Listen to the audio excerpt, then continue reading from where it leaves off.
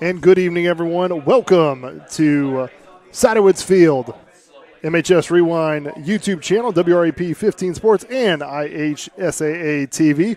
Conference opener for your Martinsville Artesians hosting the Greenwood Woodmen. Both teams come in to tonight's contest 1-1. I'd like to introduce the Kellen commentator for tonight, former head coach at Lafayette Jeff and Martinsville, and current principal at John R. Wood Middle School, Coach Fred Kutcher. Fred, thanks for being here at the broadcast again. Eric, thanks for having me back. So, Coach Kutcher, this is a Greenwood team you're probably very familiar. They're coached by Coach Campbell in his 16th year. You face this team. Give us just a brief summary of what we should expect to see from Greenwood. Well, I think they're doing a few things differently this year. Mike Campbell, he and I are good friends, but he is really a good option guy, triple option guy. But my understanding, I haven't watched any film on them, but they're more of a power team. They want to run you over, kind of 3-4 yards in a cloud of dust. But knowing his background if he's going to face a 3-3 stack, I wouldn't be surprised to see him bring out some of that triple option, because that's really what is what his forte is. But if he's got a big team that he thinks he can run you over, and he's going to come out and do that until you stop it. Well, both these games against Greenwood last year were instant classics. Artesians won the first one in overtime, stopped a 2-point conversion attempt, and then won in the sectional semifinal. So hopefully we get another good game tonight. Unfortunately, last week Artesians traveled down to Bloomington South to take on the Panthers, and Coach kind of dug themselves a hole early, went down 28-0 at halftime, then kind of righted the ship a little bit in the second half, made it more of a respectable score, 20-45. I don't know if you've had time to kind of look at that game or read articles, just your thoughts and on Bloomington South game. Well, they're a very good football team. I imagine by the end of the year they're going to be a tough team to beat. They're going to be tough to beat throughout the year, but you cannot go face a team of that caliber and turn the ball over 4 times the way the Artesians did. Those were some critical mistakes, and we just could not recover from that. And as we move forward, I would say it's very important, even tonight, that they protect the football but also make some big plays. And the other thing that South did a good job of doing is they just kind of stuffed the run on us and took care of all the other areas, and we could not get anything going there in the first half, and then the game was kind of out of catch there. So, Coach, Artesians come off their first loss early in the season still, but especially a loss to a rival. And when you kind of get down so early, how do you bounce back? How do you get the players focused back in for your conference opener? Well, the one thing with football is you got to wait a whole week to play, and that does, the kids get over it, the coaches get over it, and then you go to work. But in basketball or wrestling, you might get a wrestle the very next in about an hour after you get beat. Or baseball, you get to play the next day. Basketball, you might play the next night. So it is maybe an issue there at the beginning. You're down on you're really down and low on maybe the weekend. But the kids come back, they're ready to go to work. You're playing Greenwood. They're going to be ready for you because you got them twice last year. So I got a feeling this is a game that Greenwood has circled that they want to make a statement, being in the sectional. So I don't think it's going to be a problem for on first night. Like you said, this is the first time Coach Duggar's going to actually have a big crowd on a Friday evening. He had to deal with the COVID issues last year. So I think the Artesians will be ready to play. And, Coach, you mentioned it, the game, it's hard. Artesians had 5 turnovers, 4 interceptions and a fumble against South. Hard to get a win when you turn the ball over that much. And Coach Duggar had the exact same thoughts. He talked briefly about the turnovers and the issues it's causing the Artesians with Eric Meyer on the Coach's Show this week. Turnovers in the first half, 0 points, 0 turnovers in the second half, 20 points. If we take care of the ball and don't turn the ball over, it's a whole different ball game. And some of that, again, is those 2 kids making special plays, but we have to limit the ones where we're making the mistakes. And that was Coach Duggar talking about some of the early turnover issues that the Artesians have had in these first couple of games, but especially against that Bloomington South game where it hurt them and probably did cost them the win. Coach, this is a team that likes to pass it, so turnovers occasionally will happen when you pass the football that often. Is there a way, what do you tell your players to kind of help cut down some of those turnovers? I mean, we already have, I think, 7 on the season so far in the first 2 games. How do you coach that? How do you help kind of minimize or limit those turnovers best we can? Well, I think one thing you do, you start with Tyler Atkins and get his head back, on straight. He had a couple rough moments last week, but, tell him to run the offense. And we always said, take what the defense gives you. If they're going to back off and they're going to let me take 5-6 yard hitches, I'm going to take that. If they're going to give me some running lanes, I'm going to try to get a little running game going. Let the game come to you and just do your job, and usually good things will happen. And when you do your job, whether it's running it or whether you're catching it, whether you're throwing it, secure the football. And most things, remember, and the other thing I always told my guys is don't try to make it on one play. We can always come back. I'd rather you lose 2 or 3 yards rather than try to make some miracle play and I get a turnover. I would rather say let's come back. I'd rather it be 2nd and 13 than giving up the ball. And hopefully Artesians can limit those turnovers. They just came out on the field for the first time tonight, and a crowd is starting to fill up. You had mentioned it, Coach Cuttriff, about how this is kind of Coach Duggar's first true Friday night. Last year they had the COVID restrictions and everything, but this is the first Friday night that he has in front of a Martinsville crowd, and it looks like they're starting to fill it up a little bit here. Oh, it's a great place to play on Friday night. Especially, I know what the coaches are going through, but the players, Martinsville loves their team. Greenwood, I think hopefully their crowd fills in a little bit, but usually their crowd's average. But the Martinsville people will come out, and looks like the student section is starting to fill up. So it's going to be a good night, I got a feeling. All right, Coach Cuttriff, we're going to go ahead and take a quick pause right now for the national anthem. Then we'll kind of get back to pregame here in a moment.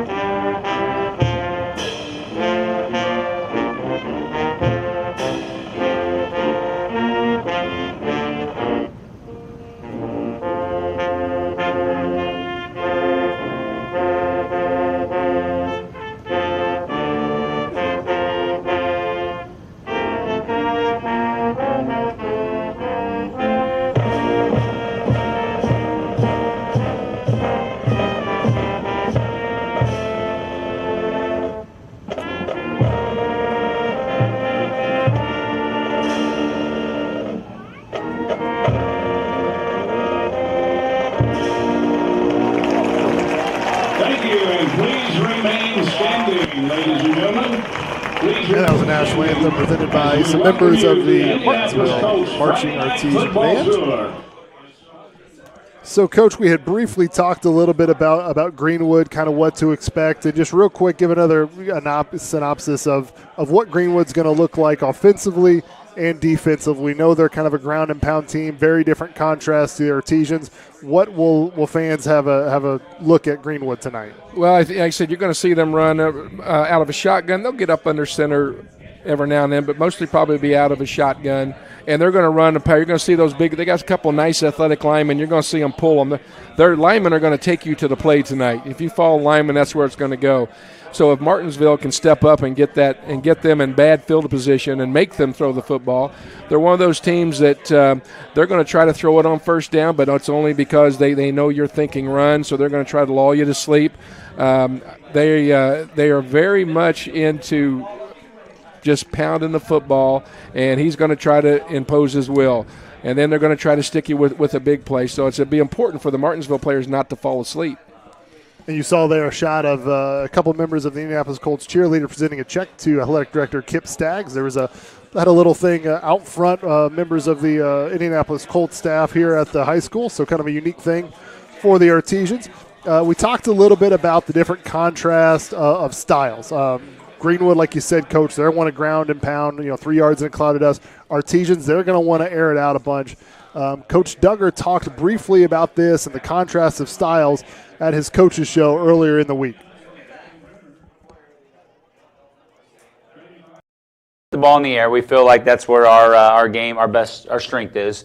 We feel like we have good quarterback and good receivers, and our run game's a good complement to what we do in the passing game. But they're the opposite. They're going to pound the ball. They want to run the ball 40, 50 times and 3 yards in a cloud of dust. And Coach Campbell's a really, really good coach, and they're really good at running it, and they make it tough on you.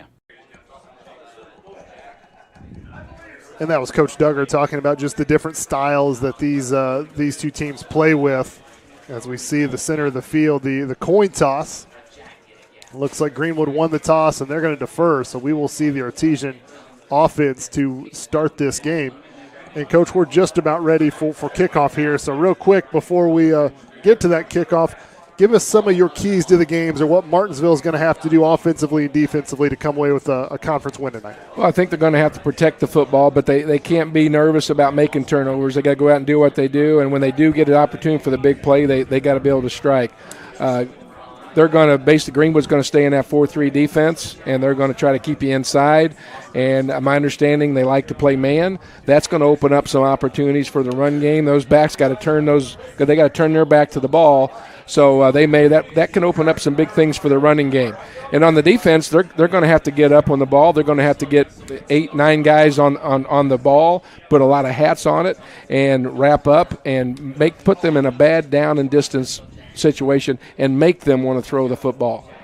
Absolutely. Greenwood, they've only thrown it 18 times in the first 2 games. Artesian 79. So you kind of see just the contrast just in that stat right there. We're just about ready to kick it off here. We got Chase Mabry back along with Braden Shrake. So we'll see if they have a chance to return it. It's the Mid-State Conference opener here at Siderwoods Field. Artesians, Greenwood Woodmen, Friday night. Here we go. And it is a nice kick. It will be returnable. Looks like Mabry's going to take it around the 1 or 2 yard line. He's got a couple blockers in front of him, but tackled from behind around the 25, 26 yard line. That's where the Artesian offense will take over. Let's take a look at this Martinsville offense.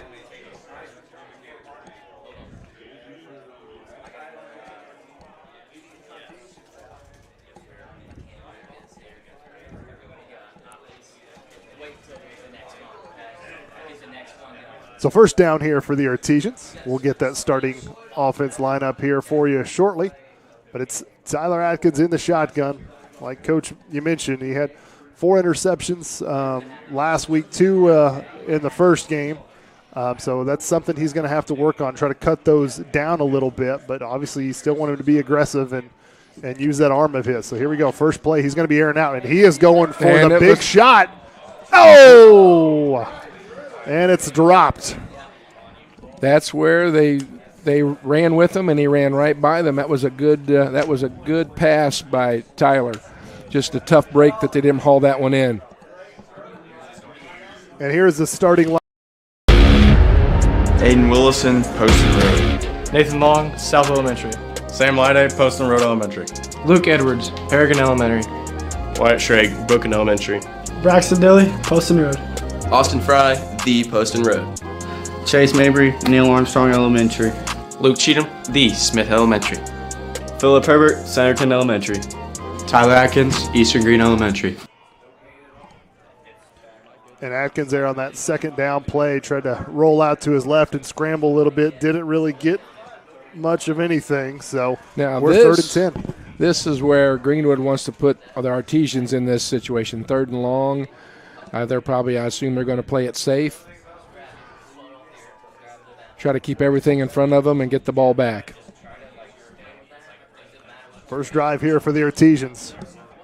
Atkins, he's going to throw it. Finds his man. I believe that's Cheatham with a nice first down catch. Yeah, nice catch and pass there.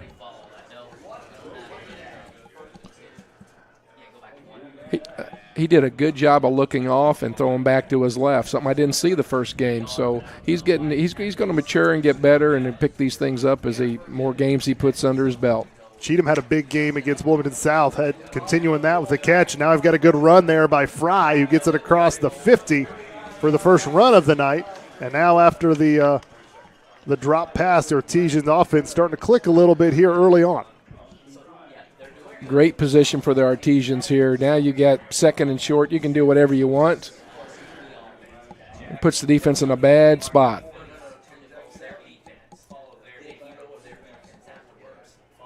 Atkins takes a snap, and he'll hand it off to Fry, lowers his head and gets close to the first down. I think he got it.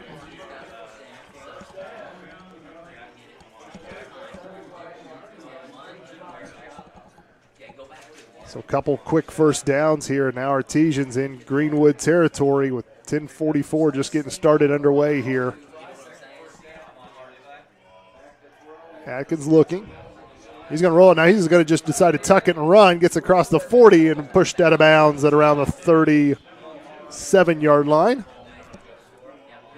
I like the decision by Tyler there. They didn't have what he wanted. He took off. They had broke contain, and he picks up probably 7-8 yards.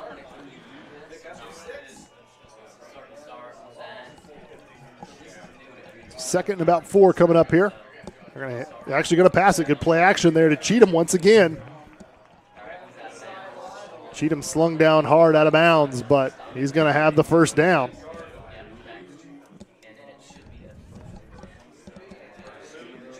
Nice ball, nice catch, but I like the play action. You really was tough to find the ball there, and the Greenwood defense was kind of lost, and that split second was enough to get it open. Play action fooled me. I thought Fry had it, but then Atkins pulled it and found Cheatham there on the left side for another first down for the Artesians. This time he does hand it off. Fry makes a nice little sidestep move and gets out to about the 25-yard line. And it's another close to a first down, but a good 8-yard run there. Good sign for the Artesians getting that running game going early. Their offensive line's doing a good job getting their hands on the defensive linemen. Austin Fry didn't quite have the game he did against Bedford against the Panthers last week, so good to see him starting strong here. Another play action wide open. I think that's Garrett Skaggs who's trying to make a man miss, but gets it to about inside the 10-yard line.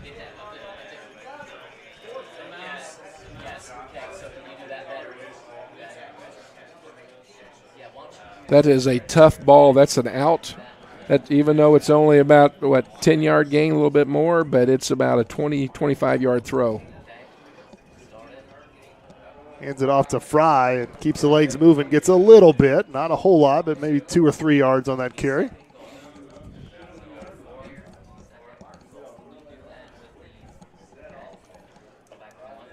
Seems the Artesians really have them off balance here in this first drive. Yeah, it seems like Greenwood here, after Artesians got that first down, they're kind of back on their heels, and Artesians are really doing a nice job kind of in attack mode here.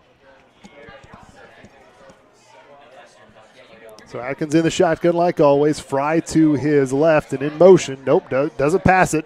And Atkins going to tuck it and run, and he's got the touchdown score on an 8-yard run for Atkins for the rushing touchdown.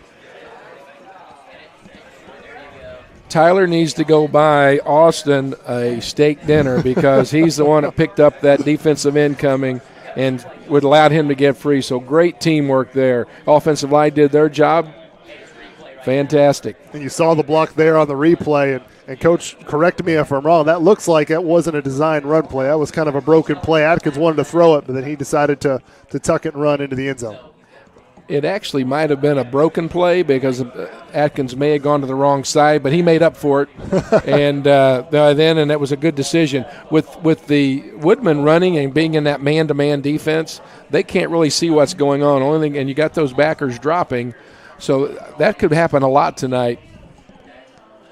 And Ethan Hanlon there with the extra point. So Artesians with an early 7-0 lead against the Greenwood Woodmen. I'll be interested to see if they stay in that all night. I know they have most of the season so far, but it'll be interesting. Artesians will set to kick it off here just momentarily, and we'll get a chance to look at the Artesian defense and then that Greenwood Woodman offense. Greenwood, they're 1-1. Their loss came in the first week. Lost 48-8 against the Bloomington High School North Cougars, and then did beat Indian Creek last week 49-24 and had over 300 rushing yards in that game. So you kind of know what to expect with Greenwood, and they're going to try to do that here against the Artesians, I'm guessing. Well, I think Coach Duggar had some questions answered on that first drive offensively. Now they're going to want to see what happens here on the defense. Definitely want to see if they can match and be physical with Greenwood. Now, if their offensive or defensive line does what their offensive line, I think they'll be successful. Got it teed up, And it's going to be a line drive, and that's going to go into the end zone for a touchback. So Artesian defense is going to be coming out onto the field. Let's take a look at the starters for the Artesian defense.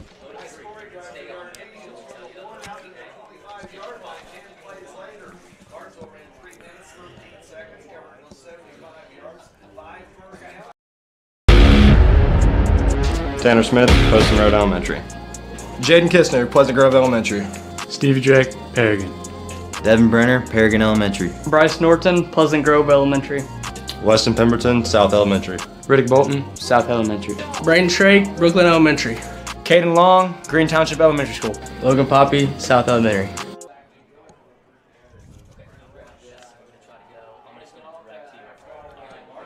And there's a good stop there by the Artesian defense. Greenwood started empty backfield and kind of surprised me a little bit, but then they ended up handing it off to Noah Apgar, their main running back, and he lost a yard. The Artesian front did a nice job on that one. So I said that's going to be the key, how physical they get. That's a very physical Greenwood line, and the Artesians took it right to them on that play. So Rupert in the shotgun. Apgar's to his right, and Rupert's going to keep it the quarterback, and he's going to fall forward for a few yards, but not a whole lot. So another good stop there by that defensive line. This looked like a quarterback power. Pulled the H-back right up in there to block for him, so I knew that right now I don't believe they're reading it. They're just trying to play power football.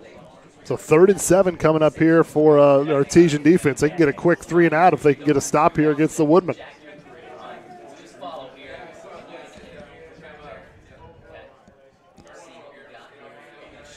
See if Greenwood throws it there. Rupert's going to go ahead and roll out, and he's going to try to tuck it and run and push out of bounds, and I think he's going to be just where he needs to be for the first down. I don't know. It's going to be close. All depends on where they put that ball. Yeah, he got it. Yep. That's going to be the key. They had had a lot of pressure on him right there, and then they let him out. And you can never get out flank. If you can't contain, that can be an issue. So they'll have to rebound after that. See if they can get them back running the football, get them back in a bad down and distance situation. So fresh set of downs here for the Woodmen after the 7-yard scamper by the quarterback.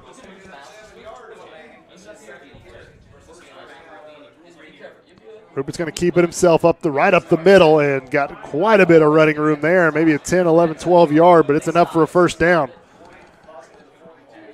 He may be a quarterback, but he's very physical. Coach Duggar said Rupert probably their best overall athlete, also their leading tackler, so plays both ways, so you know is a good athlete, someone that's leader of the defense and the offense.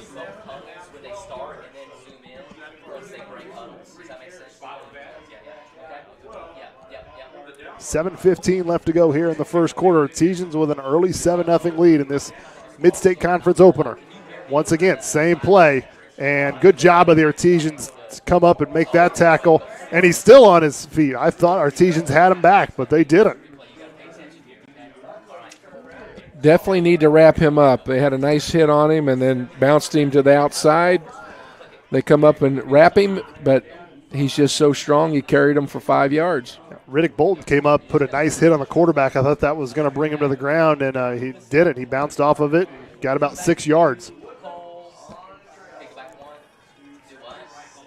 Coach Duggar talked about you had to finish tackles. You couldn't just assume that players were down. Give it to the lead man there and gets a couple.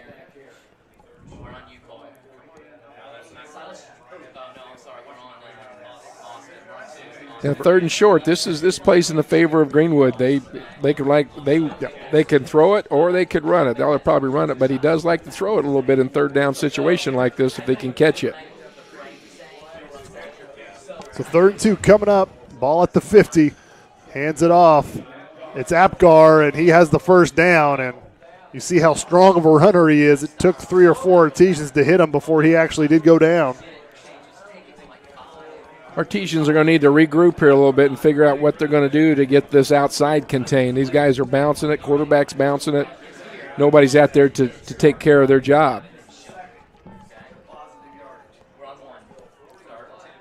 It's an 8th rushing play for the Woodmen. Not a single pass play, but that's not a surprise for us as We kind of know what Greenwood likes to do. Hands it up to Apgar again. This time he is contained for maybe just a 1-yard pickup. Good pursuit.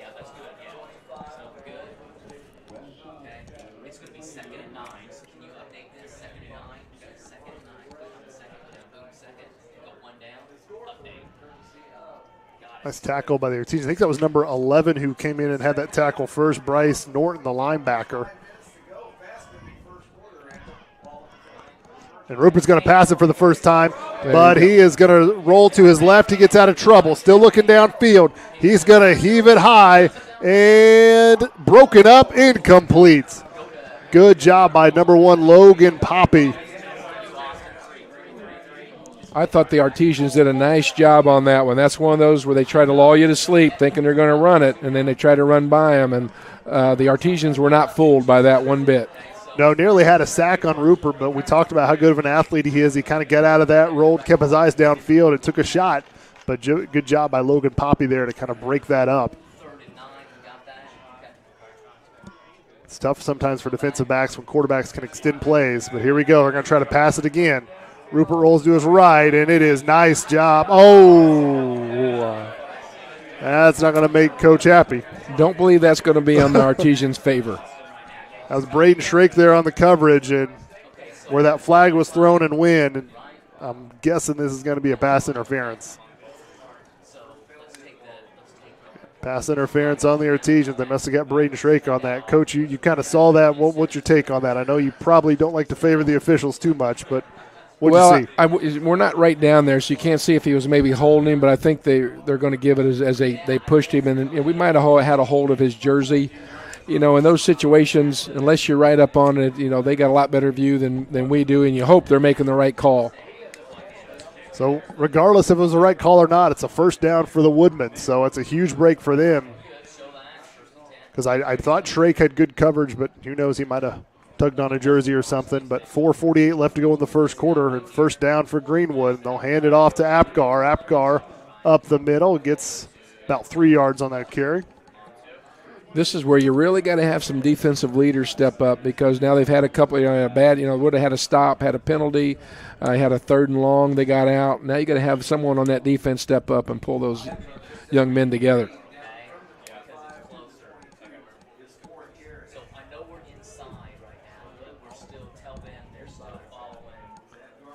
Second down coming up for the Woodmen. Rupert's just going to take it himself. Kind of goes around that left side this time, and gang of Artesian blue jerseys bring him down, but Rupert got 2 or 3 yards there, so we're looking at about 3rd and 5.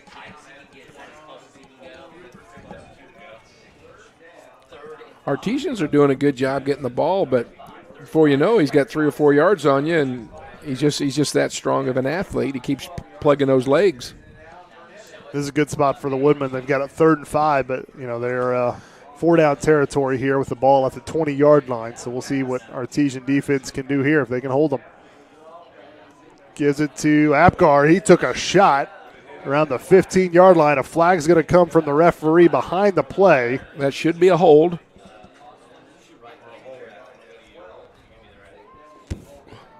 And it is. So that's going to send the Woodmen back after that penalty. Usually when the referee throws that flag from behind the quarterback, one of those big boys up front have held somebody or a face mask, but that works in our favor. So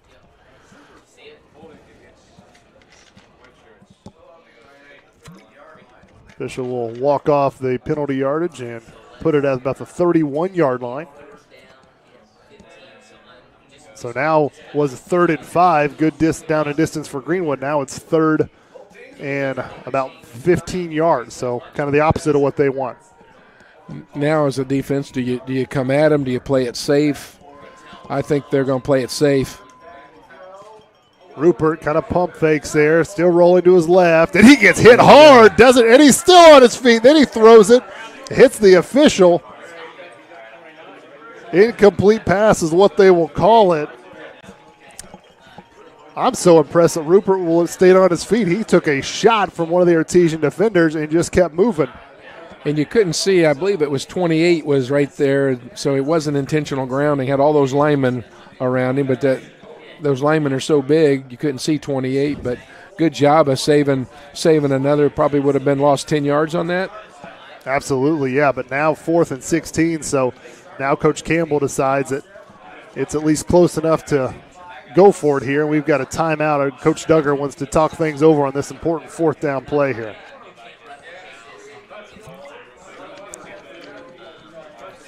Well, I don't know if I were Coach Campbell over there. You know, you get a nice, a slow roller punt. You can pin the Artesians down inside the 10, but Coach, like I said before, that's why they're down there and I'm up here. And I'm with you, Coach. It's still first quarter, so you're only down 7-0. But if Artesians get a stop here, then score, all of a sudden it's 14-0. That's a different story. But maybe Coach Campbell has something up his sleeve. We will see. And we'll see what type of formation he comes out here. 4th and 16, ball at the Artesian 31-yard line. Coach Duggar called a timeout to talk over with his players. I'm sure Coach Trump is down there, their defensive coordinator. So just don't go to sleep. Make sure you keep it in front of you. Know where the down and the first down marker is. That's the key.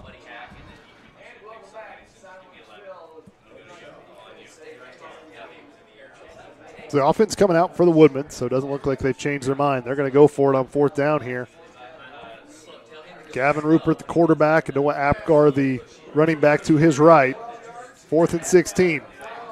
And he is just going to throw it up, and it is intercepted by the Artesians on that far side.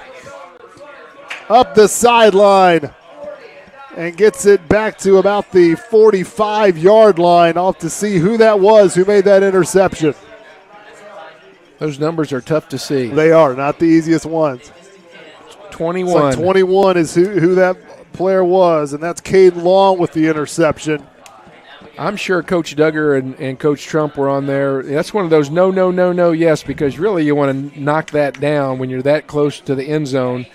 Ball's going to come all the way out, but looks like who'd you say that was? Caden Long. Yep. Did a great job of return out there, but I would say Coach will have a talk with him next time you bat those balls down, but it's because he took that interception around the 10-yard line or inside the 10. Yeah, inside the 10. Yep, took it all the way to the 44-yard line. So nice return by Caden Long. Artesian offense back out there, right up the gut. It's Austin Fry still running, showing strength of his own, and gets another first down after that 11-yard pickup.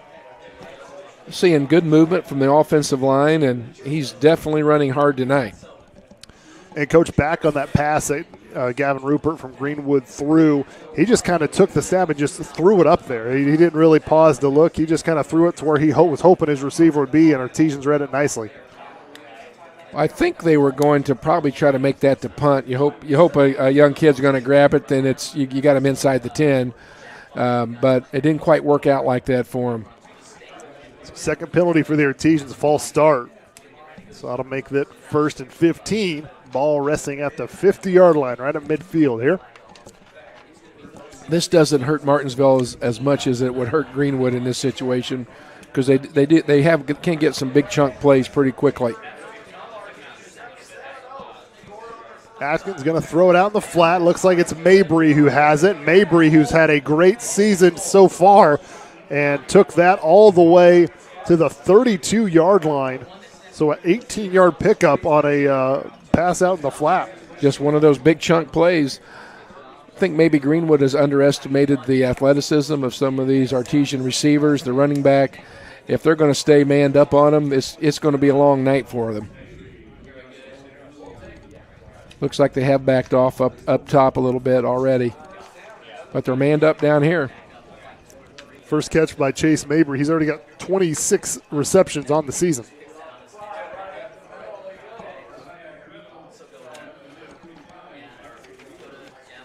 Fry still moving his legs, trying to get something after he took a shot from Zachary Lieber of the Woodmen. Got about a yard on that pickup.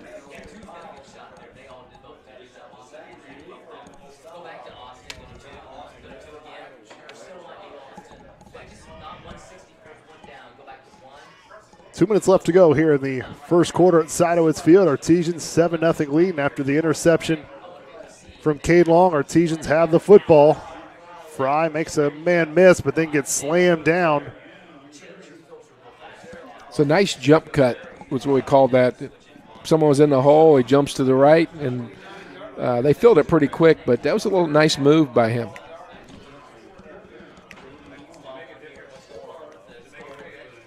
So 3rd and about 7 coming up for the Artesians. Atkins going to throw it. He's got plenty of time. Good job of the offensive line, and it's caught. Right at about the 9-yard line, so a 20-yard pass completion there. Put it right on the money. Take a shot. Take a look at this, the replay. Tyler Atkins.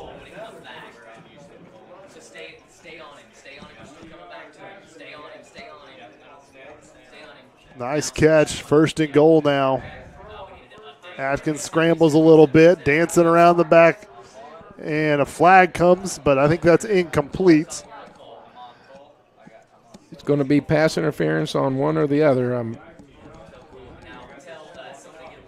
Let's hope it's Greenwood.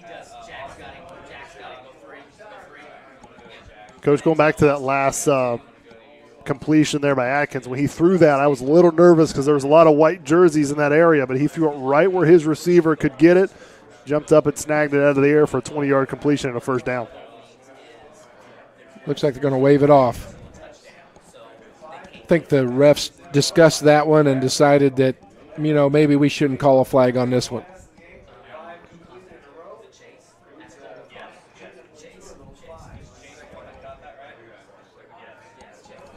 That was Chase Mabry who made that last completion, so his 2nd one.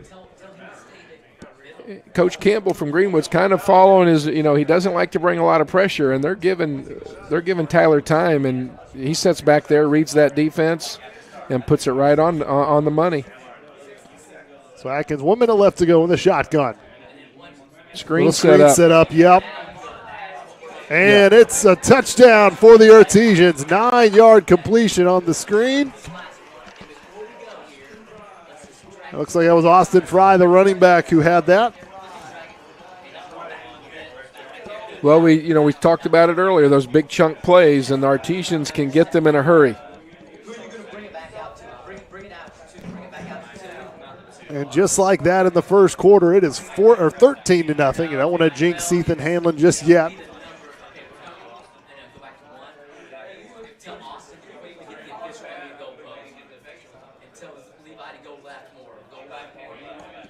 And kick is up and good. I knew Ethan wouldn't let me jinx him. So 14-0. Artesians side of Woods Field conference opener, and they've got a nice 2-touchdown lead against the Woodmen. Coach Campbell's going to have to really think about how they're going to defend the Artesians the rest of the evening. If they're going to keep doing what they're doing, I think he probably knew it, but there's a lot of weapons out there for the Artesians, and if they're going to continue not to stunt and stay in a man defense like that, it's going to be a long evening. Hey, Coach, I know we're still in the 1st quarter. It's early, still 3rd game of the season, early part of the season, but this is probably the best I have seen the Artesian offense look. Oh, I definitely agree with that. And what I said, what the Woodmen are doing is playing right into their hands. I like the way Tyler's taking control of that. He's the first touchdown. He didn't panic. He took off, got a nice block. They're playing well as a team, and the bottom line, I think the line's working really well for him. And that's always the key in any football game if you're going to win it. Artesian defense will come back out here after the kickoff. They kind of a bend but didn't break and ended up with an interception from Caden Long on the first series for the Woodmen. Put the Woodmen in a down and distance they were not comfortable with. 4th and 16 from the Artesian 31, and Rupert threw it up, and Caden Long snatched it out of the air as Hanlon puts his strong leg into it, and that will go into the end zone. And another touchback for the Artesians. And Woodmen will start from where they started their first drive. This will be a key drive. I know Greenwood, they're not going to quit. But if they can get a stop here on the Woodman, this will be it'll be interesting. Then they can open it up, and then Greenwood's got to go do what they don't want to do, and that's, of course, throw the football.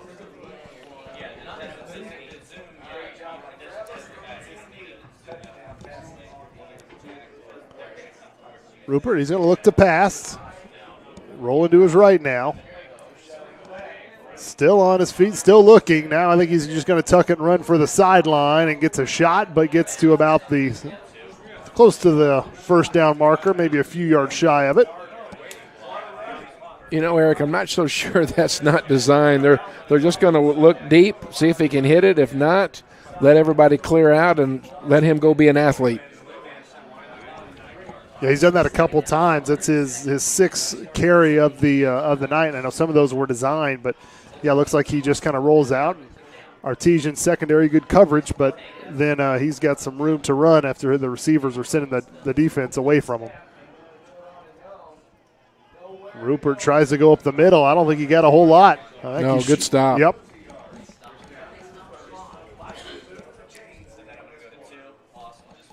I've been impressed with the Artesian defense. Their only concern has been that getting outside and not being able to contain. That's the only issue I've really seen. But other than that, they're playing physical football tonight. Well, looks like the official said that Rupert got just enough for a first down. So that will do it for the first quarter. Artesians with a 14-0 lead. We'll be back with the second quarter right after this.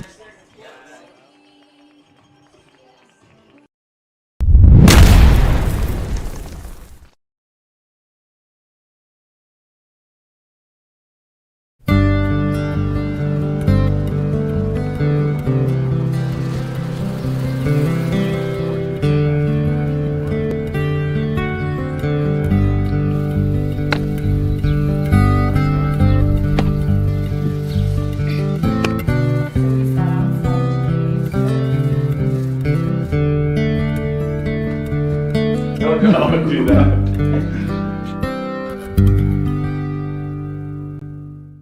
We're not just officers or deputies. We're people. We're parents and grandparents. We're here to serve our community. We're here for you. And we want everyone to succeed and be substance abuse free.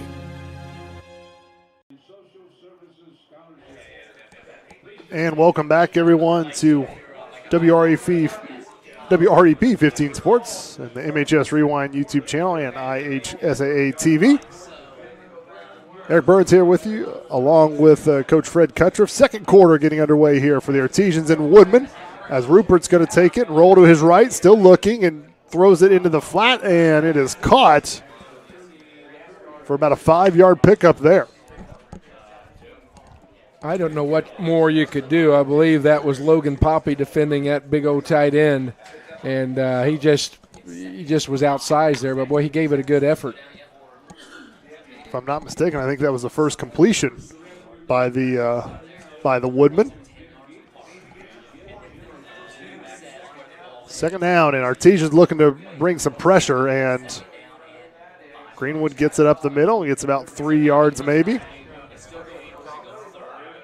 I couldn't tell he was a linebacker or somebody there from safety spot. They were coming up to blitz on that play. I think they were reading the run all the way, and they sold out and did a good job of getting a lot of hats on the balls there. Brings up a 3rd and 2 situation. Coach, you mentioned this is kind of where the down and distance Greenwood likes to be in. I wouldn't be surprised if they don't get there in 4-down territory at this point. Coach has got to be thinking, I'm down 14-0. Rupert. Well, that may have just changed things. He kept it, and I don't think he got anything. Yeah, there, he'll have to punt that one.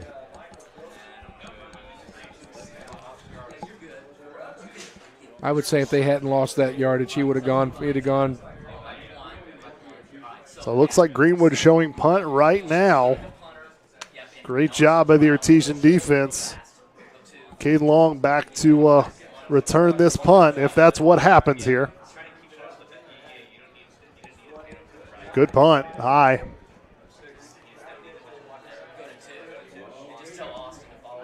And Cade Longfair caught that. So Artesian offense will trot back on the field at about the 16, 17-yard line. I think Coach Duggar, this is where you kind of start thinking of going for the juggler. You want to move that ball, big chunk plays again. And you just want to have a great drive here, finish it off, and see what happens. I think by that time Greenwood would have to go with the pass, and as we've seen, it's just not their forte.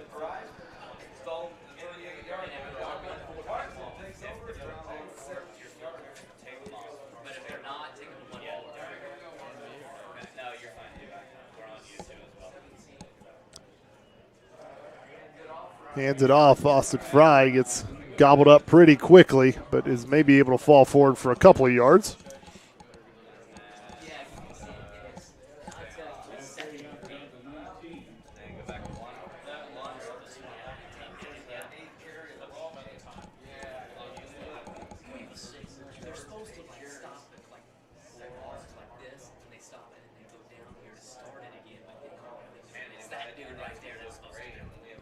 So Atkins in the shotgun, and he will play action, rolls and kind of slings that out there. That was incomplete.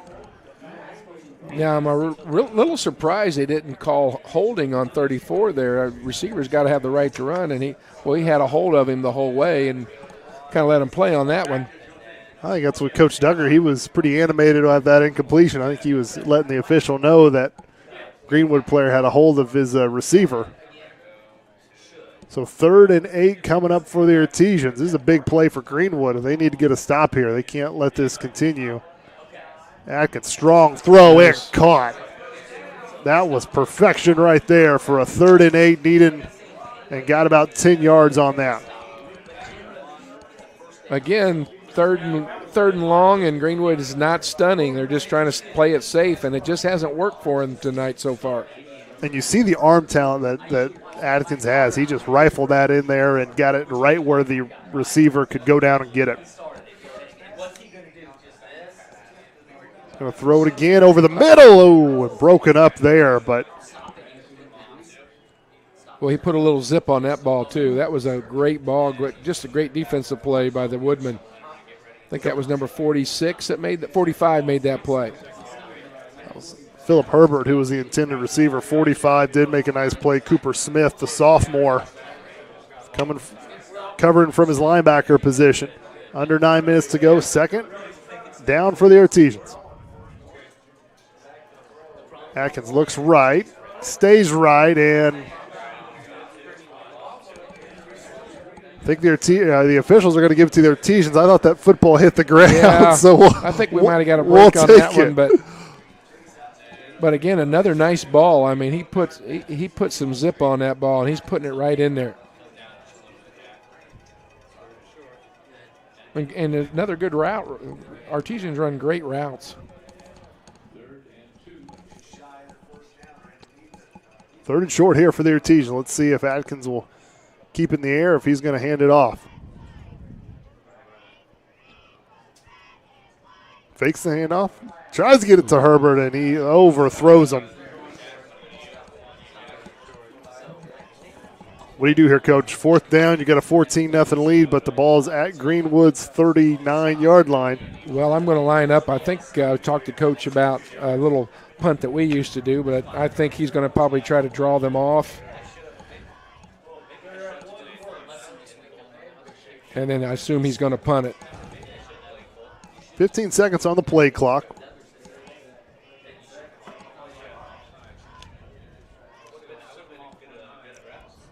They snap it. Atkins throws it in traffic and incomplete. Yeah. Well, hopefully that doesn't come back to haunt them. That's true. Now you kind of give Greenwood a little bit of momentum, give them some new life, because now their offense can trot out and they'll get the football at the 39-yard line of the Artesians. Hey, ball was on the money. I mean, just a tough catch, and I think there might have been a hand on that. Hand it off to Apgar. Apgar's got a hole and still moving the pile and gets it to about close to the 30-yard line, about a yard short of the first down. That's just there's a little bit of their power football.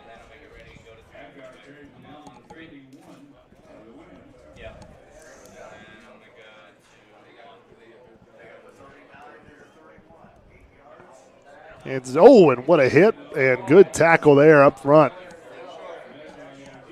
Yeah, great play. I can't tell who made that first hit.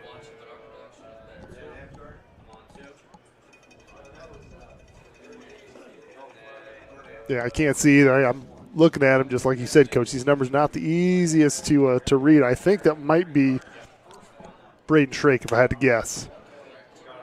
Third down and I would say he got that. Yep, I think say so too.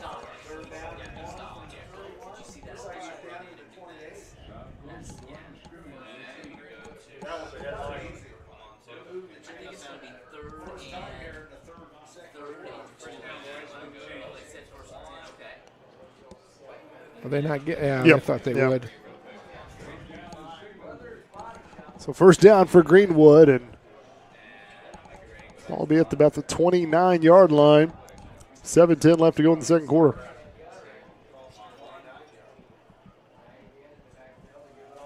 Apgar gets it across the 25 to about the 24.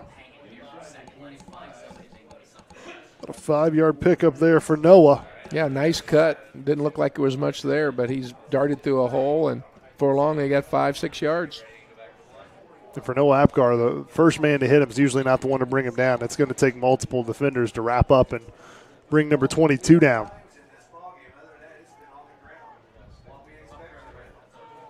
Oh, a nice tackle there coming up.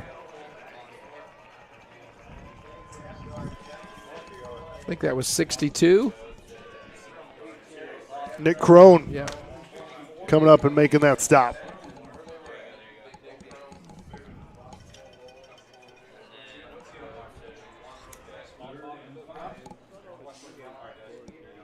So 3rd and 5, but more than likely 4-down territory here for Coach Campbell. So if you get a stop, you're probably going to have to stop him again.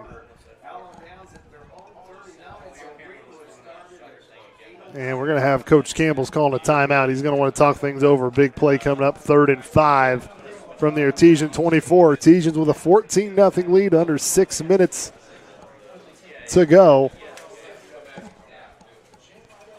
I'm not sure if he didn't like the look he saw out there or whatever they were going to do, but this is a critical play here, in my opinion, because if you can get a good stop, the Artesians seem to have made some big plays when it's been needed or there's been a flag at the appropriate moment. So this is a big play.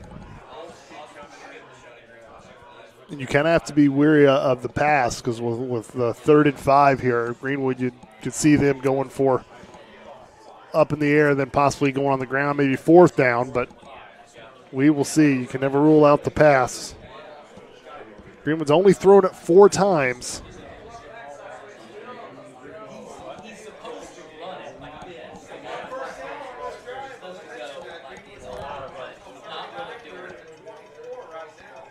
So here we go. Rupert under center. High formation here. And he is going to pass it. He rolls to his right, but he's got all kinds of room, and he's going to get to the sticks. And, Coach, you might be right because that might be kind of a design where they just say roll out, see if you've got something wide open. If not, just tuck it and run. I would say you're absolutely right. They let him run by him, and then he gets out. And that's where only thing Coach Duggar's got to be worried about is we've not been able to contain very well.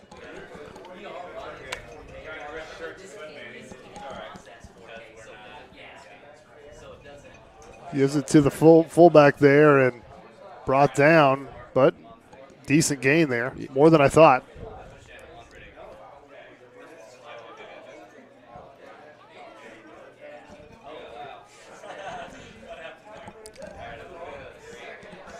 Greenwood's, they're content to eat the clock, and like I said, 14-7 is not a very big lead if that would happen. So our teachers need a big play here. Gives it to number 48 again. He dives forward close to that first down. That's Alan Burnett.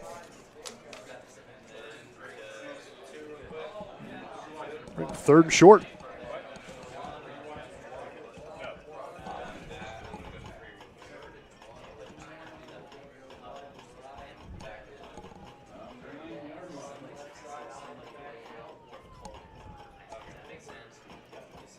Give it to Burnett again, and he will get into the end zone. Touchdown on a 9-yard touchdown run.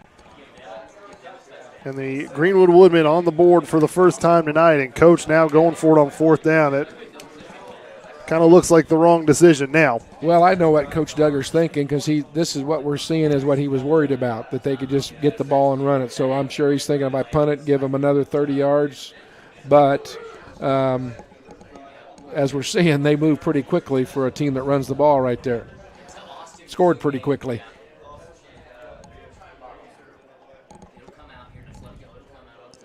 The extra point coming up for the Woodmen. Up and looks good, and it is good. That's number 12, Michael Joseph, the kicker for the Woodmen. And we've got a 14-7 score here at Ciderwoods Field. Well, I think we've said a couple times tonight, this is a critical drive here. You don't want to give the ball back to them, but you still want to do what you do, and don't be afraid to throw the football, make those big plays. And you have to wonder, you said it, Coach, talking about it was still early, but, that one drive possibly stepping on the jugular, going up possibly 21-0. Maybe Coach Duggar was thinking that. We go up 21-0, kind of force Greenwood to maybe get out of their comfort zone and go away from what they like to do for a little bit. I've coached against Coach Gamble many nights, and it's tough to get him out of what he wants to do. So he's not going to – the 14-0 lead's not going to do it. But the 21-0 might have started him in that direction. Yep. But now it's a little different game. But we'll see. I think it's tough. Artesia's got to come back to what they do. Those short passes, if they're going to stay in that man defense – throw that bubble to Mabry. You got some good tools out there. Don't try to force it. Let them make the plays, and I think they'll do that. So 4:46 left to go here in the second quarter. Artesians will get the football here. We'll see if we get a return. Line drive, and nope, we will not get a return into the end zone, so a touchback.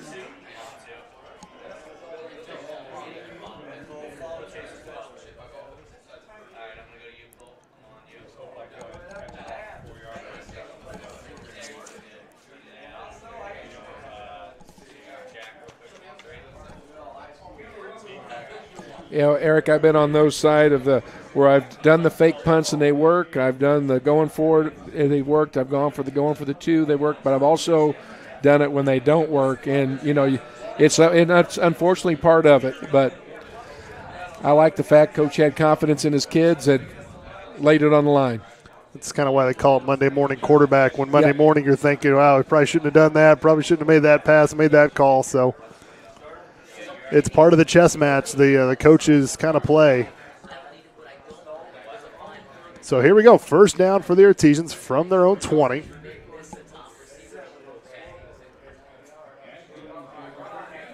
Nice job by the offensive line. Nice hole there for Fry to get through, and nice first down run. Puts the Artesians in a good down and distance situation. Yeah, you can run it. You can throw it. Looks like a little bit of adjustment to our trips or our slot that they've bumped the backer out, trying to take away any bubble we might try, and more of a matchup. Give it to Austin again, but he is gobbled up in the backfield. I think he lost a couple yards on that one. Yeah, someone missed their assignment, and Austin had to pay for it. I was thinking it, didn't say it, but I was saying Artesians haven't had a lot of negative plays, especially on the ground, but there's your first one of the night, about a loss of 2 yards. So a 3rd and a long 6 for the Artesians, and this is a big play. Now they're matched up. They're running with them. Don't be afraid to throw this thing down the field. Atkins rolling around trying to find a man, there and he go. does, but what a shot, and could not hang on. Well, I think that was 34, wasn't it? Yes, that was 34 who put that hit. Well, that might be the play of the game right there, because that was a completion. He just knocked it right out of there.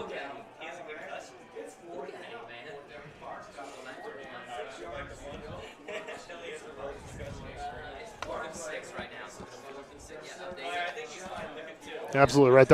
Just such a big shot by Greenwood there, because that would have been a first round. Chains would be moving, but unfortunately for the Artesians, big hit. The focus here has to be the Artesian defense. They have to now step up, make a play. They played a good first quarter. Couldn't get that. I think the last drive started on, what was that, probably about the 35. So it was a short drive. So they have to step up, and the coach is going to have to challenge them, and they've got to get a stop here before half.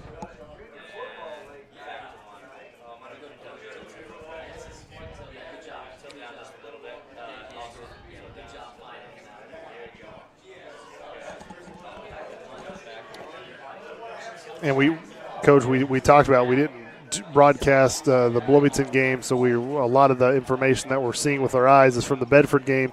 Punting was not a great strength for the Artesians during the Bedford game. So hopefully, I think Weston Pemberton's still back there to punt, so hopefully he can get a good boot in this and at least get Greenwood back a little bit. Well, they've only got one guy back, so hopefully they kick away from him. And they kicked it to him. But good coverage there. Yeah, great coverage. Nice job, yeah, because that was Noah Apgar, and that's great coverage there by the Artesian punt team.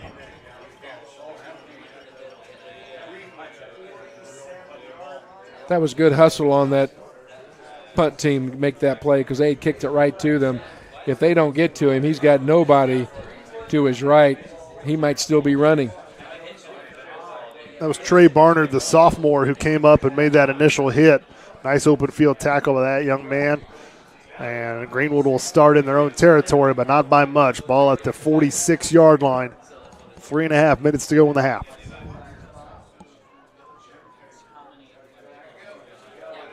There's Apgar. But nice job, and you see he's got stopped initially, and there was about 3 or 4 other Artesian defenders who came and helped out their teammate. They're all going to have to work together because he's a strong runner as well.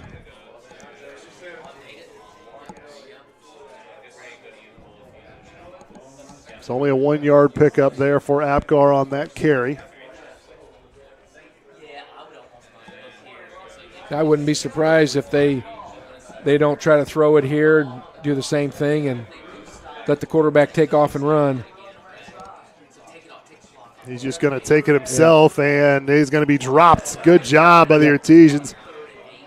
I think that was Logan Poppy, number 1. Nope, check that, number 11. Bryce Norton had a couple of nice plays for Mr. Norton so far this half. That was a play they needed. Good, just a quarterback draw, quarterback lead up the middle, and good job of getting him stopped. So I feel like we've said this 100 times. This is a big play for the defense. You just kind of go back. There's a lot of big plays throughout the game, isn't there, Coach? There's going to be, you always said there's 5 to 7 plays that are going to really make the game. And we've seen a couple of them already. Going to keep it himself, and I think he got it. He's squirted through and got the first down. And right there's one of them probably. I mean, that could come back to haunt you, definitely.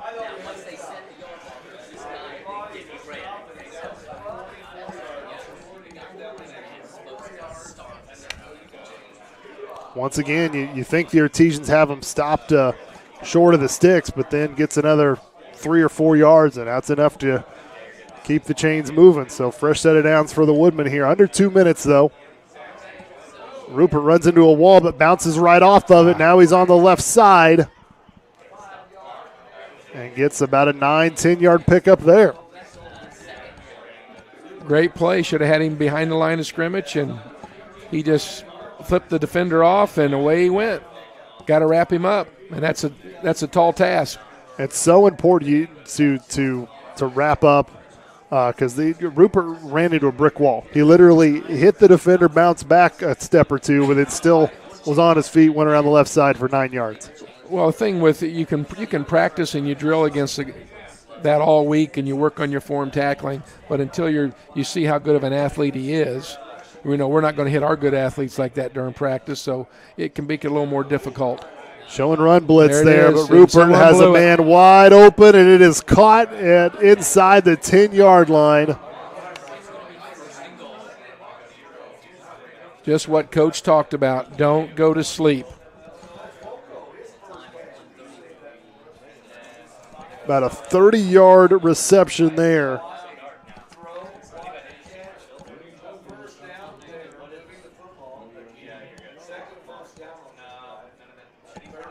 I think that was Joshua Carroll for Greenwood, and now Greenwood knocking up the door before the end of the half here on that play. Rupert going to take it himself and going to get a couple, but shy of the goal line.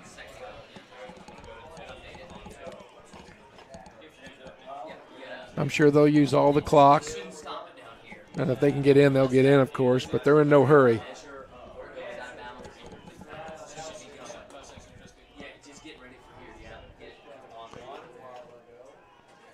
Second goal from the 4-yard line. Rupert under center. Hands it off to Apgar, who gets in for the score, and we have a tie ball game. Well, they made that look easy.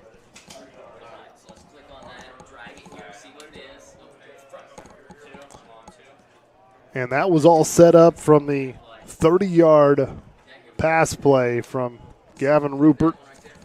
So number 85 for Greenwood, Joshua Carroll.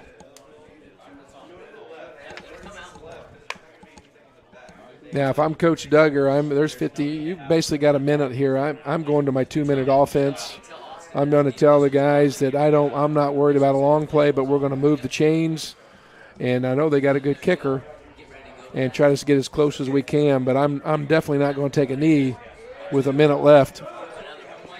I think Coach Duggar has 2 timeouts remaining. I think he's used one of them. So we've got a ball game. Artesians, they jumped out to a 14-0 lead early.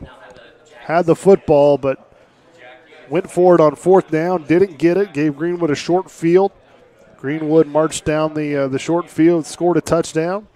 And then the Artesians turned it, had to punt it away. And then the Woodmen marched about 60 yards for their second score and tying up this game 14-14 late in the first half. The only thing I can really see that the Woodmen are doing a little different is they're still running usually on the single receiver side, but they're doing a matchup to the 2 or the 3 receiver side. So they're not, and they're taking that linebacker and letting him stay at home, taking away your bubble route, and then letting the corner and the free safety decide who's going to take the 2 outside guys. See how the Woodmen approach this kick here. I'm sure they're probably just going to kick it as deep as they can and try to get a touchback and make the Artesians march at 80 yards in under a minute. We will see. And I think it's going to be possibly returned, and it is at about the 2-yard line. So Artesians, let's see what they can get. And now up the sideline, so nice return there. Perfect. Nice job for the Artesians on that return. That's Mabry. Chase Mabry gets it close to midfield. So 49.5 seconds in the Artesians. Let's see what they do here. If I'm Coach Duggar, I want to get the ball in Mabry's hands, and I want to get Cheatham involved in this game. Cheatham had, I think, the one nice catch. Yep.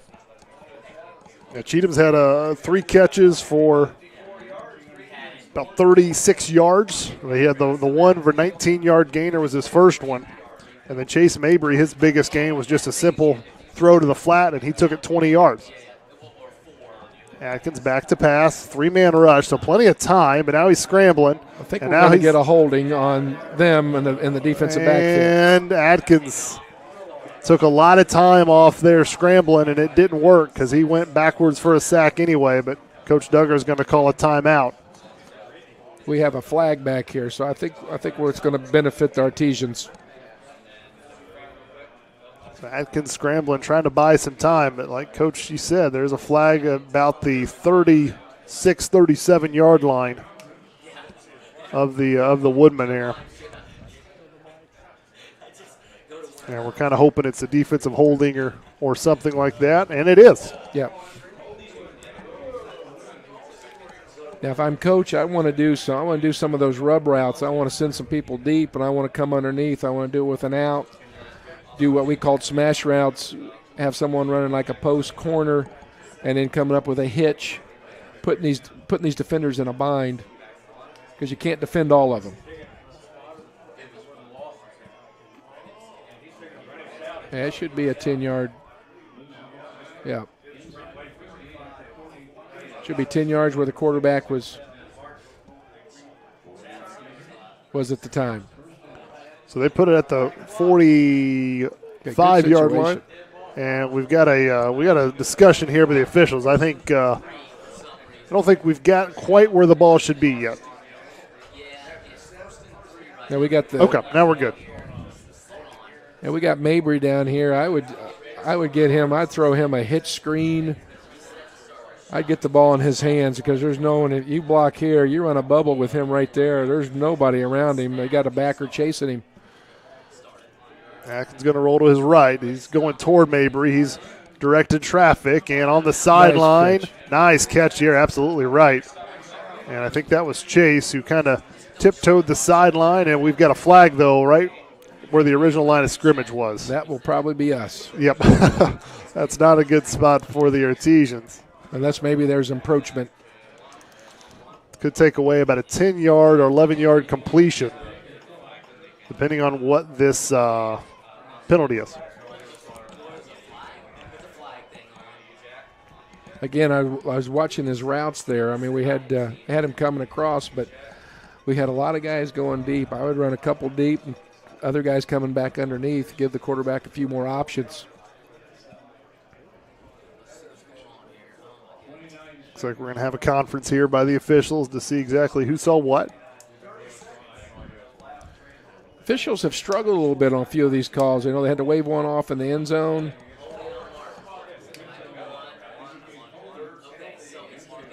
So holding on the Artesians will move them back. So we're going to do the first down again, but I think these two penalties are going to kind of cancel each other out, aren't they? Well, we're the ones that are going to – problem is we had first and probably 5. Right. And now we're looking at first and 15, so you're right. Yep. So, but I got 29 seconds. I always thought I could get in the end zone. We'll see how aggressive Coach Duggar is. I think he still has those 2 timeouts. Don't think he's used one on this drive yet. We've had a lot of stoppage, but none of them have been timeouts. Atkins, he's going to step up and he's going to run, and he's going to get the first down or come awfully close. Yeah, timeout. Well, yeah, Coach is going to have to burn a timeout because I think he's about a yard shy of it. They ought to give Coach a few seconds back on that clock. Let's see if they do. Because I saw him hitting the time. I know he was hollering.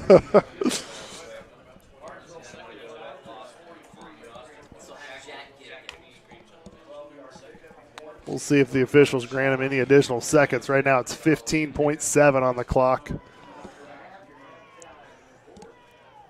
Ball's at about the 43-yard line. Still second down, about a yard shy of the first down. That first down is not really that important right now other than stopping the clock momentarily because you're trying to at least get in Ethan Hanlon's range.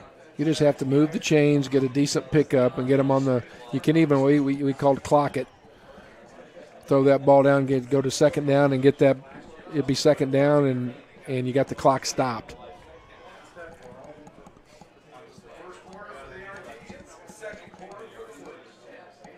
This has been a game where the Artesians dominated the first quarter, and then Greenwood kind of took the second quarter. So kind of back and forth. And like I said, last year's 2 matchups were really close, really good classic games, and this one looks to be shaping up like another classic. Boy, I still would like the bubble down here. Atkins got a back to pass. He gets some pressure from his back, and now that's the last thing you need, and that'll probably do it. I'll let that one go. Yep.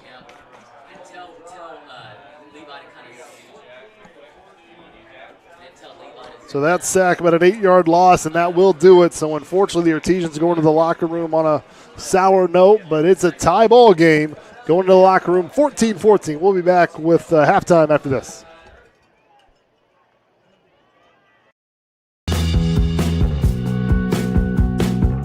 Hi, I'm Matt Wolfert, president of the IHSAA Foundation. Lots of high school athletes here in Indiana have gone on to become collegiate All-Americans. A few of them have even turned pro. But participating in high school sports has helped virtually every high school athlete become a good American. That's because playing high school sports teaches life lessons like the importance of persistence, teamwork, tenacity, preparation, and hard work. The IHSAA Foundation was created to help high school administrators and coaches become more effective role models and teachers, emphasizing values that will help their players become better athletes, better representatives of their community, and better Americans. To learn more or to make a tax-deductible contribution, go to ihsaafoundation.org. You'll not only be contributing to the foundation of the IHSAA, you'll be contributing to the foundation of our community.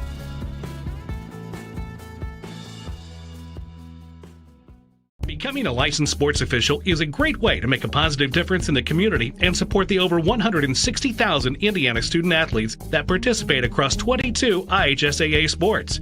Sports officiating allows you to stay connected to the game, become a role model for our young student athletes, earn extra money, and support the patrons and communities of our IHSAA member schools. To learn more about becoming a licensed IHSAA official, log on to ihsaa.org/officials today.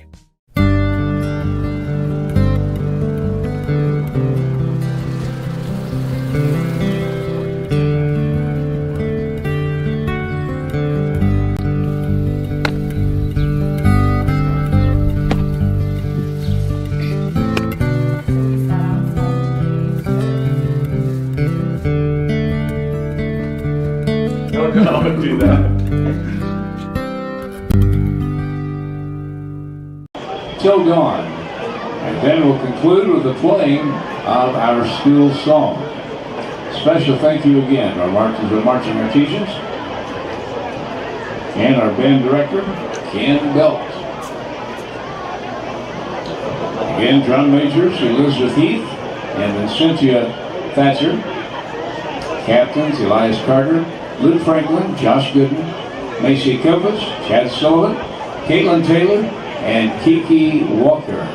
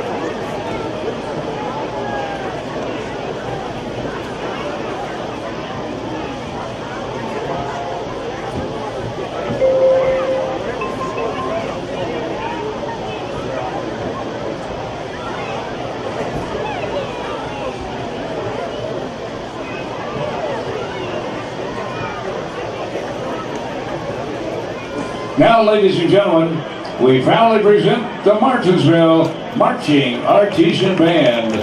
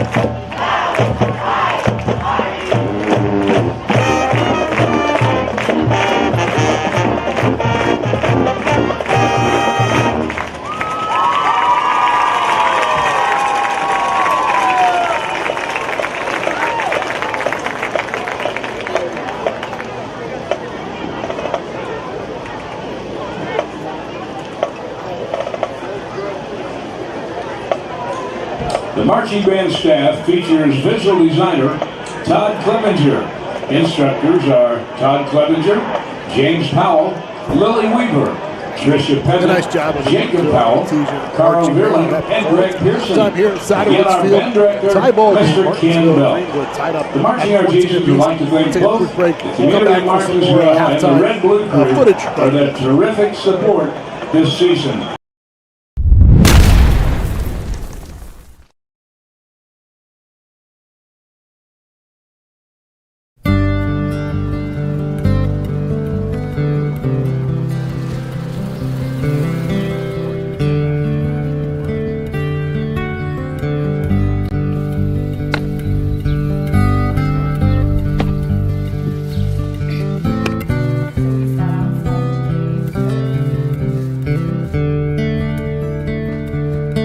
Don't do that.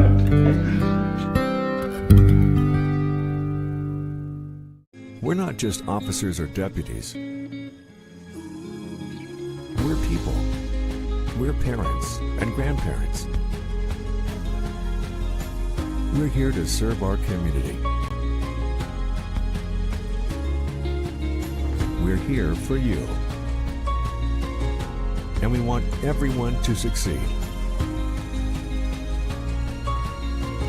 and be substance abuse free. Welcome back, everyone, to the Again, your halftime enjoyment, we continue now with Martinsville Junior Football League. SAA TV.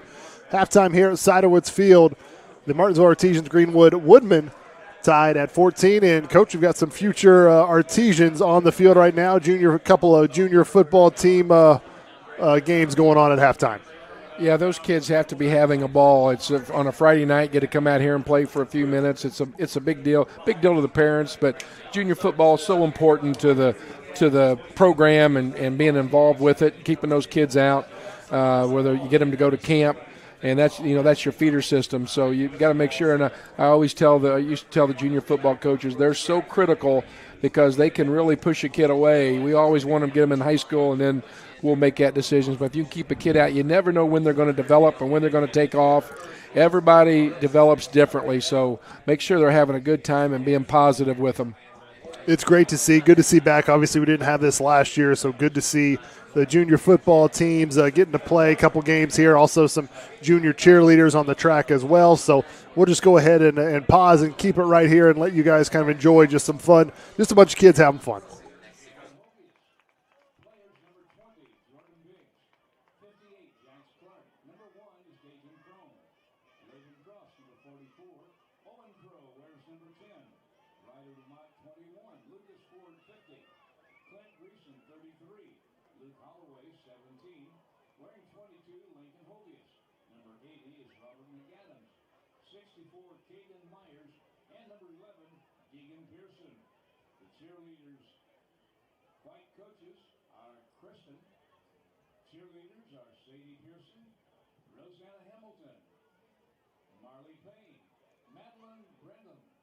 Elizabeth Carpenter, Haley Couch, and Camille Ortiz. At the other end of the field, we have the Martinsville Black team, coached by Brandon Puckett and Dalton Whitaker. Wearing number 44 for the Black, Corey Ballou. 81 is Colt Cragen. 21, Owen Davis. 98, Max Dillon. Kevin Galloway is number 69. Uriah Hamlin, 51. Cooper Jones, 16. Aiden Long, number 40. Wearing 15, Bentley Rollins. 22, Hudson Sparks.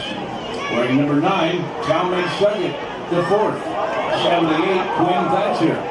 Caden Wasden wears 32. Preston Whitaker, number 3. And Destin Wolf, number 10. The Black cheerleaders are coached by Caden. Cheerleaders include Laney Ferguson, Spencer Manley, Taylor Manley, Finley Sparks, Oakley Taylor, Claire Dowler, and Emma Martin. Our Martinsville Red team, coached by Chris Perez. Players are Nicholas Bratton, Andre Carr, Murphy Coco, Ryan Collier, Lane Cox, Tyler Darling, Colin Davis, Garrett Henson, Wyatt Johnson, Corbin Kindred, Matthew Lytle, Ezra Ostler, Logan Smith, C.J. Stanley, and Henry Wolf, and our apologies for not having their numbers. Our cheerleaders for the red team are coached by Mary Kay.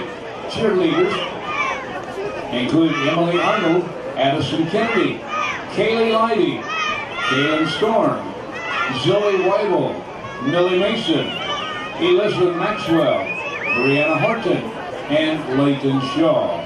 Congratulations to our 5th and 6th grade Martinsville Junior League players. Let's give them a nice round of applause, if you would.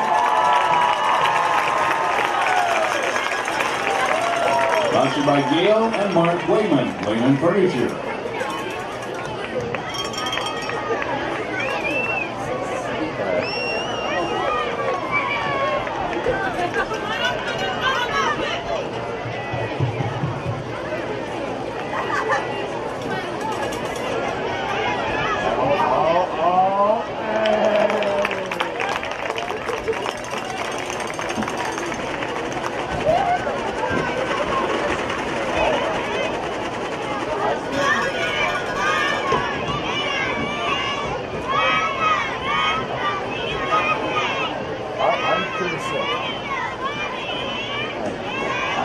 Well, we invite you on Saturdays to enjoy more of the Martinsville Junior Football League as you watch their scrimmage in action. Our future stars are the Martinsville Artesians.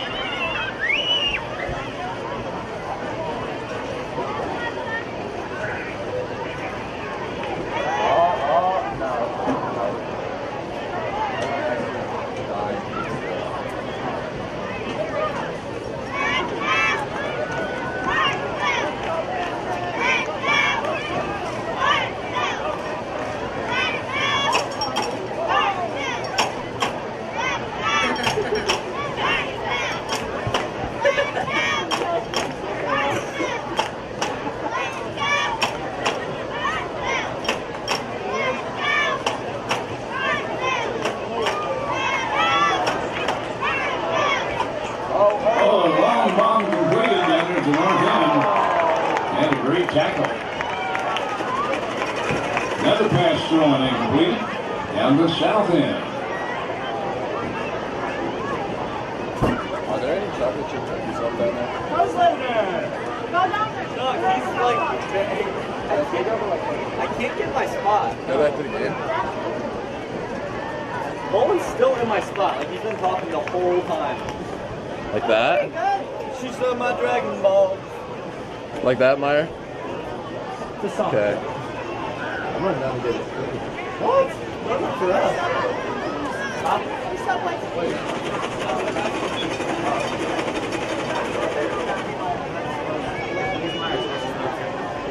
I'd like to remind our Martinsville Artesian fans again, if you would like to be a sponsor of our athletic programs, see Kip Staggs, Martinsville Athletic Department. We appreciate our sponsors, Neil and Summers Mortuary, Franciscan Health, H&R Block Company, Sheila and Michelle Realty, and Otto Ray at Ray Wealth, one of our newest sponsors. Other sponsors include Super Sports, downtown Martinsville, Costin Funeral Home, Mayfield Insurance, the Martinsville Subway, Martinsville Candy Kitchen, the Martinsville Vision Clinic, Wells Marble and Hall Family Dentistry, Keller's Office Supply, North Main Street, Martinsville, Chapman Orthodontics, Dr. Mike O'Neill, and Connie Eder Photography. Without these great sponsors, our athletic programs would not be possible. Again, you too can become an Artesian booster. See Kip Staggs, our athletic director, at the high school. And if you haven't located, and that was a few members of our Martinsville Junior Football League. So we thank all of the players, coaches, and players' parents for their commitment, and just hope that they have a good season, enjoy it, have a safe season. Good to see them out here on a Friday night. We'll take a quick break. We'll come back with some halftime stats after this.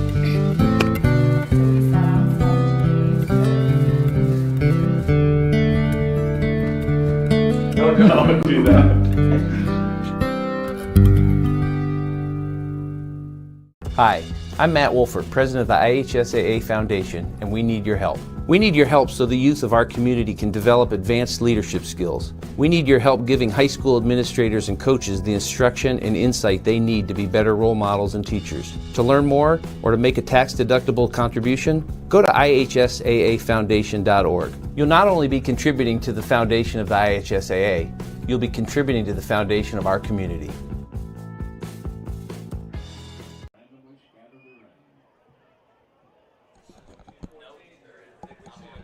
And welcome everybody to WREP 15 Sports and watching live on the MHS Rewind YouTube channel and IHSAA TV. Tie ball game here. Conference opener for the Martinsville Artesians and the Greenwood Woodmen.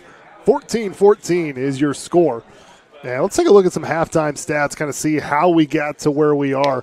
Rushing yards, no surprise. Greenwood leading the rushing yards, 121 to the Artesians 59.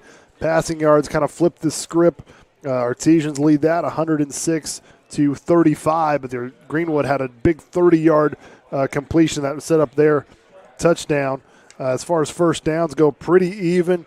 The Greenwood Woodmen 9 first down, the Artesians with 8, and the lone turnover is the Greenwood interception in that first quarter. Coach Kutroff, what kind of stands out when you see those stats? Not really a lot surprising to me. Well, I think that's kind of we thought how the game was going to play out with the Artesians passing and the Woodmen running. You know, and going back to their one lone pass, that was, I know, what Coach Duggar worked on all week. Don't fall asleep. And if you remember, it was a blown coverage. He was running scot-free. I know what Coach probably had to tell these guys at halftime, you got to go in. And because I assume the Artesians had their doppers down a little bit. You got to be thinking, okay, it's still 14-14, so you got to make sure you keep them up. But if I was going in halftime, first thing I do is meet with my defensive coordinator and say, what are we going to do to contain? We've got to do something to keep the quarterback and the running backs inside. They're doing a pretty good job of bottling things up. I know the running back has scooted through there a few times, but that's not what is going to beat you. It's that quarterback, and it's because he gets to the outside. So I want to know what's our adjustment we're going to do? What are we going to make? And then on the offensive side, I really like they can go back what they did in the first quarter. They got some good athletes, and I think I don't think Greenwood's really bringing a lot of people. I haven't seen a lot of stunning. And what we're having is one breakdown here or there in the offensive line, and then Tyler's got to get out and get running, and he's not being effective that way. So I would run some shorter routes, get back to those bubbles. I would run some screens. But I'd also do a lot of combination routes to put them in a bad bind, and that way Tyler's got some underneath routes to throw to. And we always said, I only need 2 seconds to get rid. Nobody can sack me in 2 seconds. So they've got to work those timing routes, those shorter routes, get rid of the football, and get the Woodmen out of their rhythm. Absolutely right, Coach. The Artesians defensively have done a really nice job. It's been, a lot of those plays where Gavin Rupert, the quarterback, has kind of rolled out and found some chunk yards, 12 yards here, 9 yards there. Artesians have done a really good job of just bottling up, Noah Apgar just pounding it up the middle. He hasn't had broken any huge runs up the middle or anything like that. So Artesians giving up 121 yards to the Greenwood Woodmen. Sounds like a lot for a half, but this is a Greenwood team who ran for well over 300 yards in their last week's game against the Indian Creek Braves. So Artesians, Greenwood on the field right now, about 2.5 minutes left to go before we start the second half. We'll go ahead and take a quick break. Take you down to the track for the Martinsville dance team and their performance.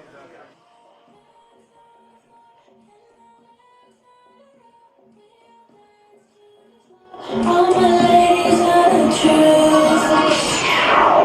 It's getting hot in here.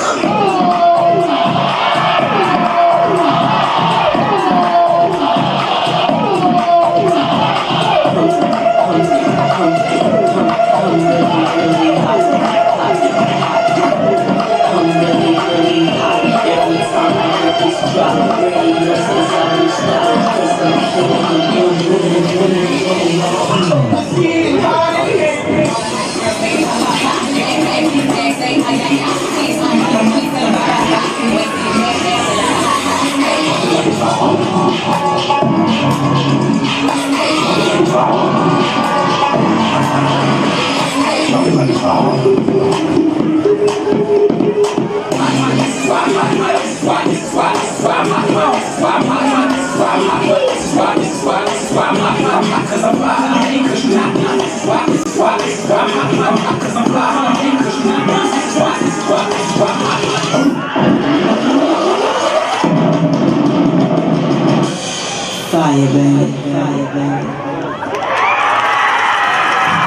about that Artesian dance line, ladies and gentlemen? That was the Martinsville dance team performing at halftime. So nice halftime for the Artesian fans. Got to see some Artesian junior football players. Got to see the performance by the band and the Artesian dance team.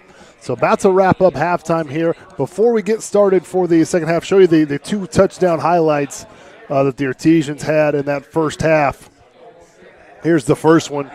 Atkins kind of had to make some things up and went up the middle on his own. Got a nice block there from his running back Fry for the first touchdown. That made it 7-0 for the Artesians. And second touchdown coming up here. This has made it 14-0. And Artesians were really in control in that first quarter. Little set up a screen to Fry, who took it up the sideline for a 9-yard touchdown play. And it was 14-0 at that point. Artesians dominated the first quarter, but Greenwood kind of came back in that second quarter and scored 14 points of their own. And that's how we're tied up 14-14. Artesians will be kicking it off to the Woodmen to start this third quarter. Coach, the one thing we talked about that Artesians had to do was not turn the ball over, and they've done a really good job of playing clean football in that first half at least. Well, you just take they're making those big chunk plays, but you take a few plays away where they didn't get what they wanted. They had a couple of key penalties that really hurt them in a situation, and then you throw in, they didn't get what they wanted that punt. Other than that, they played a pretty good half, even though I know they're not going to be happy with that second quarter. So they protected the football. Now I said the key is get it to your athletes, get it in their hands, and let them go make plays for you. And Ethan Hanlon there kicking that off once again, not letting the Woodmen get a return. So he's had a really good night on kickoff and has been good on both of those extra points, number 4 there. So our Greenwood will start from their own 20-yard line.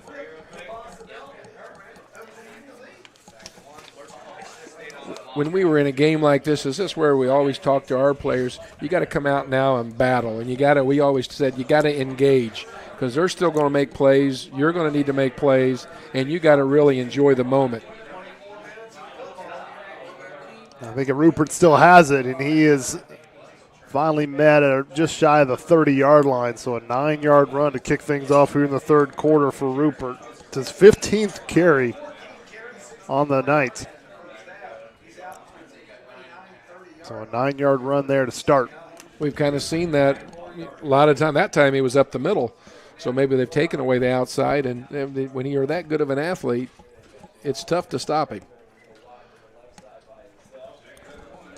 Second one here, hands it off up the middle and is bottled up. A nice job of the Artesians to gang tackle because Noah Apgar was not wanting to go down at first, then came up and put a shot.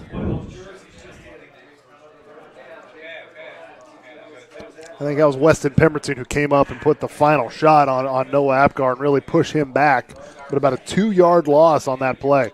We've seen Weston in a couple of plays in the first half. That was the first time I've seen him really get involved and make a difference. So I think maybe that's part of the game plan change. Make sure he's involved in this. Rupert, he's going to be close to the first down. I think he got it. I think he was needed 2 yards and got 3.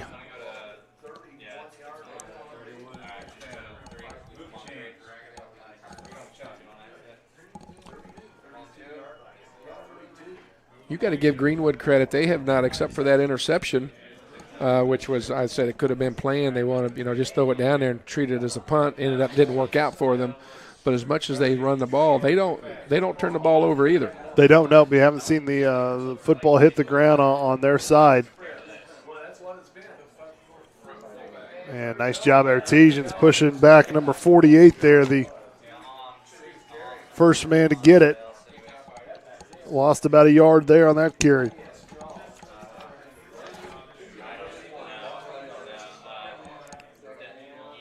It's Alan Burnett and Artesians. Other than that one 9-yard touchdown that Burnett had, they've done a really good job of stopping him. I like the way they're filling the lanes right now. They're being aggressive, and they're doing a few. It looks like there's a stunt. They're just shooting those gaps and swarming to the football.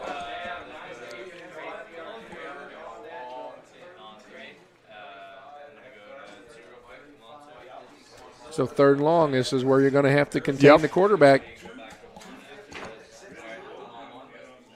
Riddick Bolton was in there on that stop.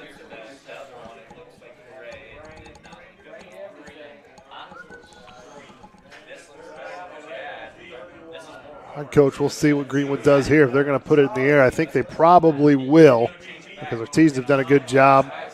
And Rupert's going to throw it, and it is broken up by Logan Poppy. Did he catch that? Is that an interception?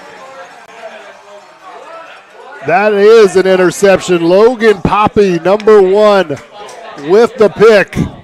We do have a flag back here, so we're hoping it's a holding, but I'm hoping it's not a hit on the quarterback.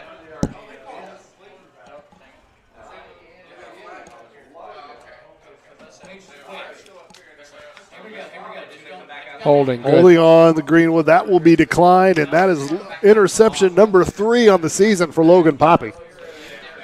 We just talked about turnovers, and that was a big one right there. And they did a good job getting Greenwood in what they didn't want to do. A 3rd and long, they had to throw it, and great play by Logan. And I've seen both of the interceptions by Rupert. He just kind of throws it up in the air and puts too much air underneath it and gives the Artesians corners and defensive backs time to get up and intercept it. Both those interceptions is exactly what happened. So now Artesians have it near midfield. And there's Fry to about the 47-yard line. Nice first down run for him. And going back, it looks like the Artesians on defense, I saw they rolled another guy up on the line of scrimmage, got away from the 3-man front, and then they brought a stunt. So they brought the heat because he took a shot. Let's see if we can get Austin Fry going here. He's had a couple nice runs, but the main running has been from Mr. Atkins, and unfortunately that's not the way you want to do that.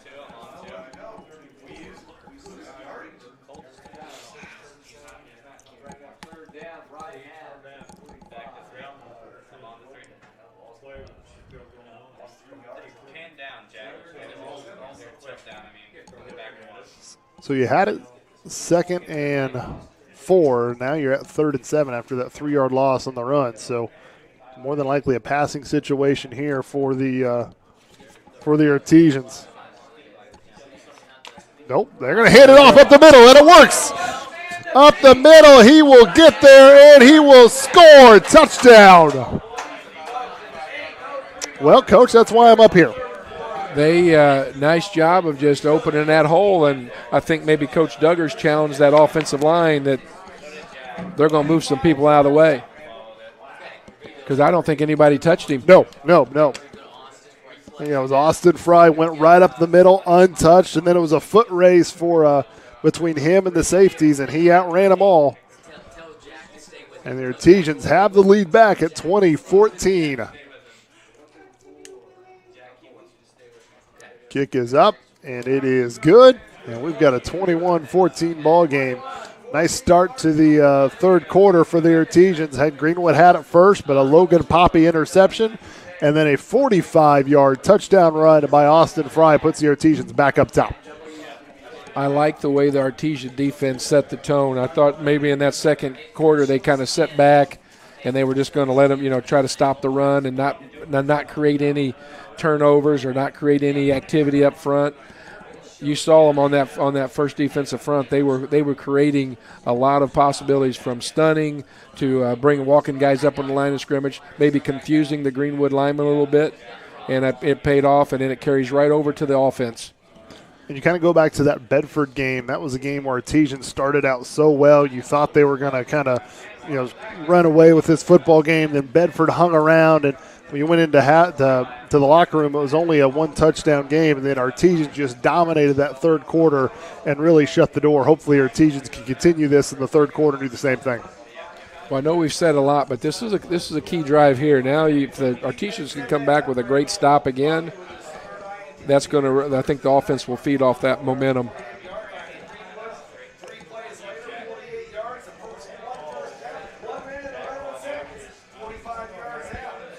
So Ethan Hanlon has it teed off. Let's see if he can continue his strong leg there. Puts a boot into it, and it will be land in the end zone. It's a good way to start it.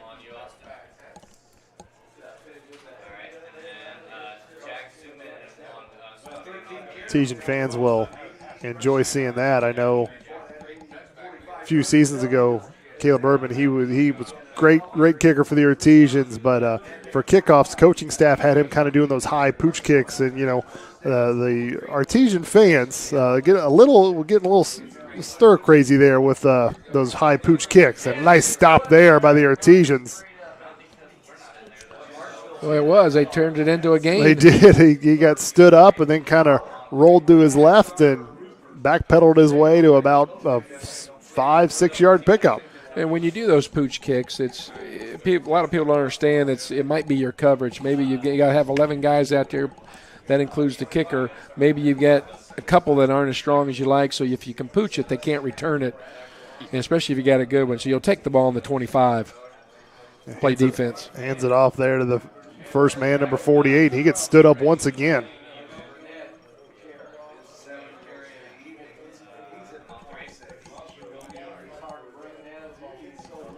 That's why they have the saying, if coaches listen to the fans, next season they'll be sitting up with them. So coaches know what they're doing. That's probably why I'm here.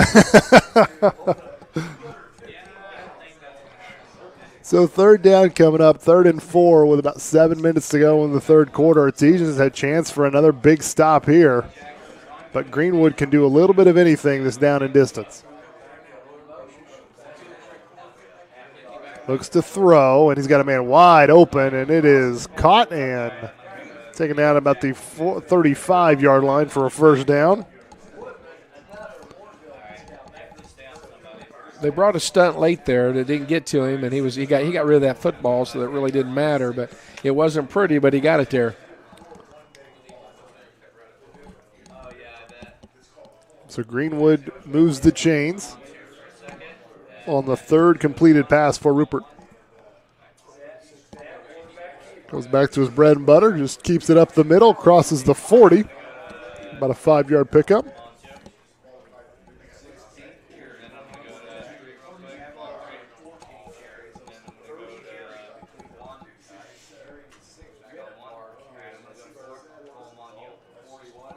$17 carries for Rupert and then 13 for Apgar. So 30 carries between the two. You definitely know who's going to get it, don't you? There's not a whole lot of mystery there. Second down. Rupert's going to keep it again, and he's going to get near the first down, maybe a yard shy.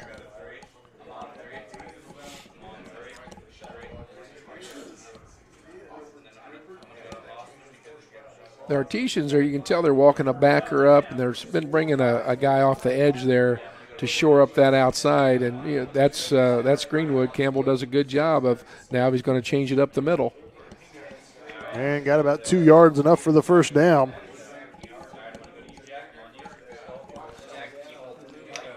And Coach, we kind of previewed the defense that Artesian were going to run in that first game against Bedford. How does that 3-3 stack kind of fare up against a team like Greenwood that just kind of likes to pound it inside? Well, you really need to have some speed, and you really got to have a good three front there as you see those guys getting down there. And of course, the linebackers have to take care of their responsibility, whether it's outside or filling an inside gap. Now Gavin Rupert's going to throw on first down. He's kind of scrambling, and he will get dropped. Nice job of the Artesian defense to not lose containment that time. He was trying to roll out, and Artesians didn't let him, and he is brought down by 2 Artesian defenders for about a 5-yard loss. Yeah, good play by the Artesians, but that stack, you really try to confuse the defense because they don't know where it's coming. But when you're just smashing everything down, running power, then it's pretty easy, and those backers have to fill. I thought that's what they did a good job in that first drive, is getting people up in the line of scrimmage and got those backers moving.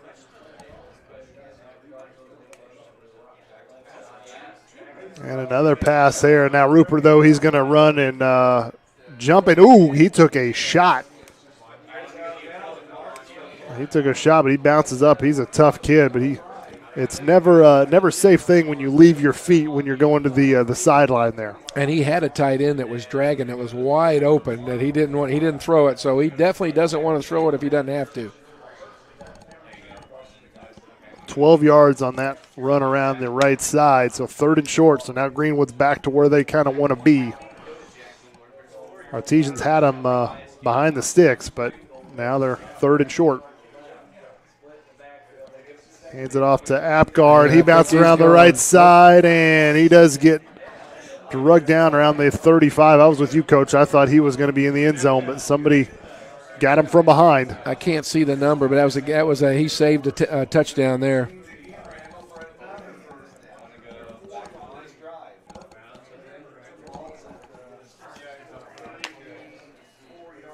Very traditional drive here for Greenwood, just kind of a long, methodical drive.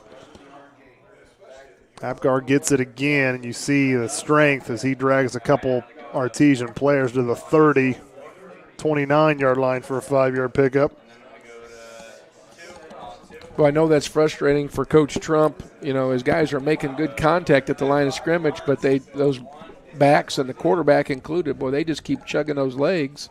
Before long, they got a 3 or 4 yard, 5-yard gain. I've been really impressed with the strength of both Rupert and Apgar, 13 and 22. Just you see him get hit and just kind of even go backwards a step, but still keeps going. And Rupert, once again, you see it just dragging a couple defenders for an extra couple yards to about the 17-yard line.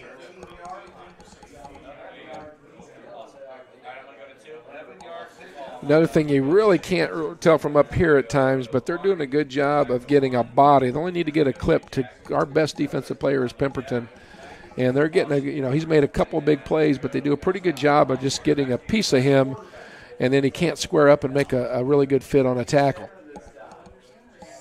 Apgar. Just like right there, they're on him, and he's not in the play. But fortunately, there was a defender for the Ortiz that was in the play, limited that run to only a yard or two for Apgar.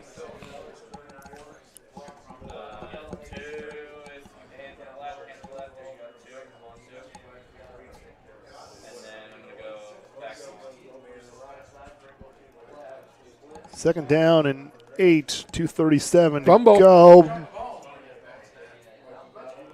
And Coach, I did not see that. Was that just a bad snap, or did someone get a hand on the ball? Well, I couldn't tell because he was up under center. He hasn't done that very often. He's done it a few times tonight. Got up under center. It looks like he just kind of botched the ball there a little bit. It's a break for the Artesians. They'll do third down again, or third down, 3rd and 9. It looks like 3rd and 8 maybe. But more than likely 4-down territory here for the Woodmen. They're in the red zone at the Artesian 17-yard line.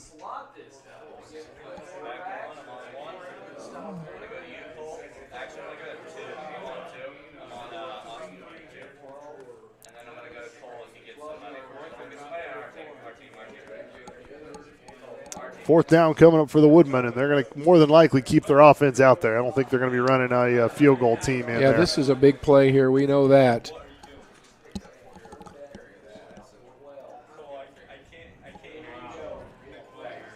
Fourth down from the Artesian 12-yard line. Can the defense get a stop?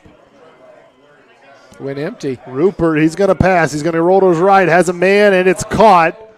Wide open is number 82 for the Woodmen. Carter Campbell. That's a big target, too. Mm-hmm.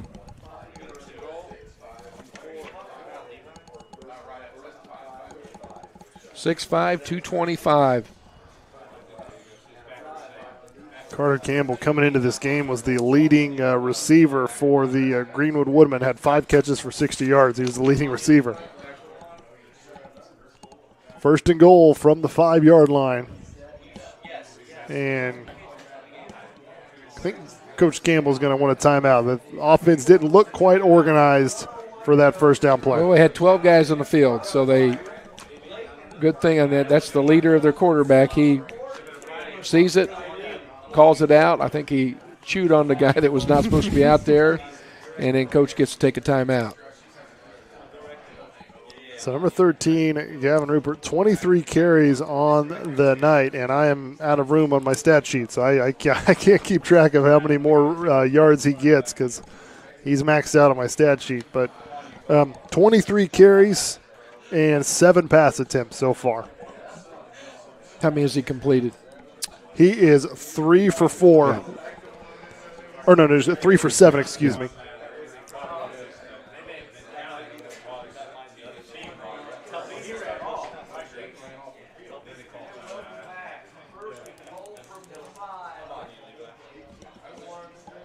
Rupert, 3 of 7, 45 yards through the air with 2 picks. So here we go, 1st and goal from about the 5-yard line. A minute left in the third quarter. Greenwood trying to tie this game up.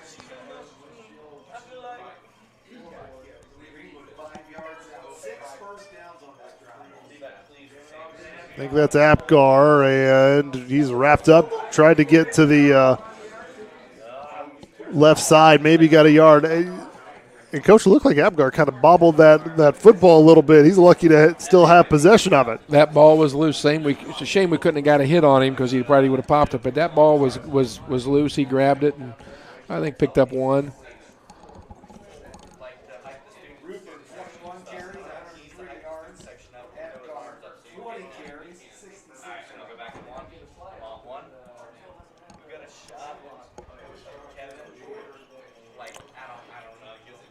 Second goal from the 4. Here we go. Rupert's going to keep it himself and gets a bit of a push, but Artesians do a good job of. Good stop. Yep. Maybe got a yard there. So that may do it for the third quarter.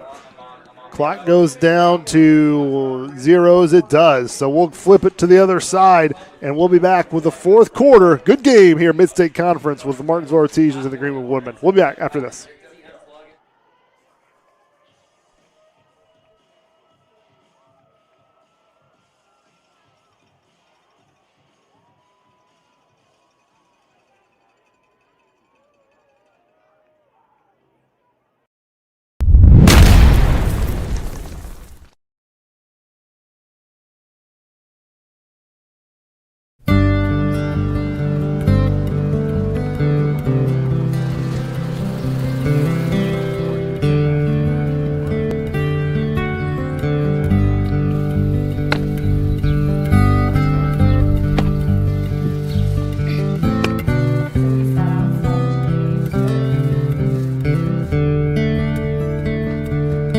Don't do that.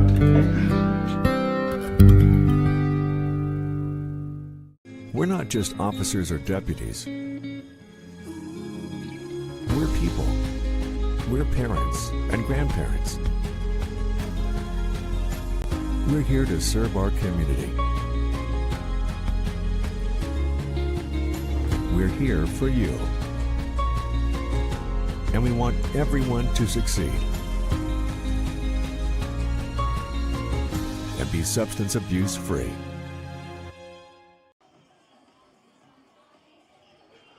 And welcome back, everyone, WREP 15 Sports, and thanks for watching live on the MHS Rewind YouTube channel. And IHSA TV, Eric Burns here alongside Coach Fred Kutroff. And, Coach, we've got a big play here. 3rd and goal from the 3-yard line. Just defense got to work, try to make something happen, just penetrate and contain them here. It looks like it's going to be power football. Under center's Rupert. He hands it off, and Artesians have him, and he does have him stopped. Okay. Apgar kind of had to stop, and unfortunately we've got an Artesian player who looks to be injured near the 5-6 yard. Actually, maybe a couple players down and injured. We'll see. So we'll pause here. Had him behind the line of scrimmage. Yep. Just made a great effort.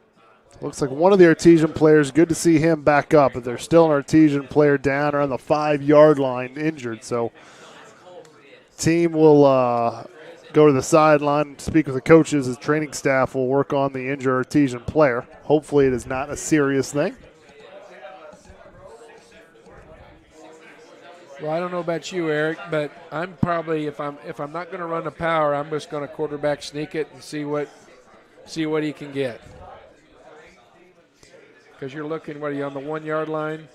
Yeah, your football is at the 1 yard line, and I mean you're literally just a half a yard nose of the football from that goal line. So you don't need much of a push. But yeah, that's a quarterback sneak, I would think, and those backs behind him will be shoving. And Coach, you never want. I'm not a trainer, not a doctor, but it looks like it was some cramping situation. Yeah. Coach gave him some water, and both trainers were kind of stretching out both legs there, and he's back up on his feet, walking under his own power. So that's good to see. I can't tell the number on that. I think 34 is who we're looking at, and that's Trey Bernard. So he'll go to the sideline for at least this play, and we will big play here. 4th down and goal from the 1. And Rupert's going to take it. He's going to get pushed, and I thought he got it. I think they held him. They got him. Still what a play. Nope, they stopped him. They did stop him. Looks like our officials have made the call. Well, now they're conferencing. I don't know. I think they're talking about where they're going to mark the football. All right, so it is a stop. Artesians, Coach, what a play. 4th and goal from the 1, and they did exactly what you said they were going to do. They quarterback sneak, and the Artesians get the stop. Well, that was it was a no-brainer, and I would have done the same thing if I was Greenwood. But what a great effort from our defense. Those guys shot those gaps. They sold out, and that was a big play. Now, I wouldn't be afraid to throw it right here. I know everyone's thinking I wouldn't, but I wouldn't be afraid to throw it and get this thing out of here. And that's what Ash is going to do, and he's going to go deep. Oh, broken up. Nearly had it. I like the call.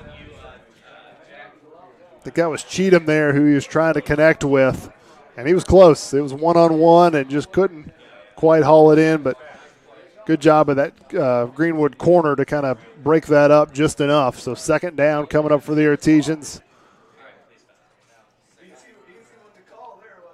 Hand it off. Austin Fry gets hit, but still on his feet. They're trying to rip the ball out. And Greenwood did take the ball. They got it. Greenwood was trying to strip that ball, and they ended up stripping it away.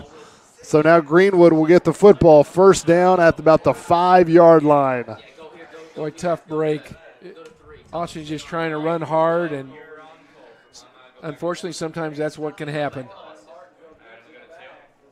Austin Fry hit the hole, then he got met, and you could see immediately that Greenwood players were trying to just rip the ball out of his arms, and eventually they got what they wanted, and now Greenwood has it. 1st and goal from the 4 yard line. You'll see a power play here. There it is. Hands it off. Apgar has it. He's going to be short, though. Only got a couple yards, so 2nd and goal now from the 2. Tough for the defense. They got that big 4th down stop, and that was a long drive. They were out on the football field for a long time. Gives it to Apgar again. He's in. He got it. Noah Apgar got it on a little 2 yard run. It was close, but he got it. So 21-20. And I think we've got another Artesian player cramping up a little bit, trying to stretch out his leg. Yeah, that defense was out there for a long time. Didn't get any rest, and they were right back out there. The only break they got was at the end of the quarter. Then they had to go right back out there. So big extra point coming up here for Greenwood. This would tie it up, but still a lot of time. Almost the whole 4th quarter remains. So I'd be coming at this one. This is a big extra point.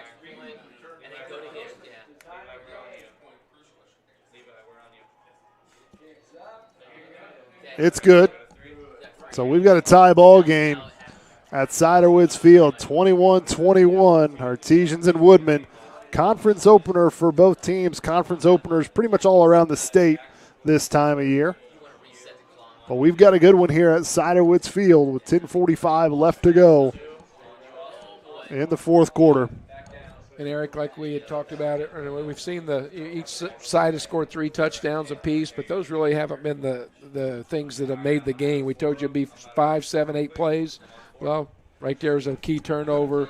So there's been about 5, 6 plays already in this that has really determined which way this game's headed. So not one team is dominating, just the fact that those plays. So I'm going to say it's another 3 or 4, and it's going to determine. It's not necessarily the touchdowns. Yeah, you had 2 big plays, and that kind of shows you even when you don't get in the end zone. Greenwood, drove that all the way down to the 1, even though they didn't get in the end zone and put the Artesian offense in such a tough spot, and they were able to get the turnover early and led to the score. So we'll see if we can get another good return. Chase Mabry had a nice return to start the third quarter. We'll see if he can get another one. Greenwood may try to kick away from him or kick it into the end zone if they can do that. And they just squib kick it. Artesian will probably take that. Yeah, your time you take it on the 35, you'll take that, definitely.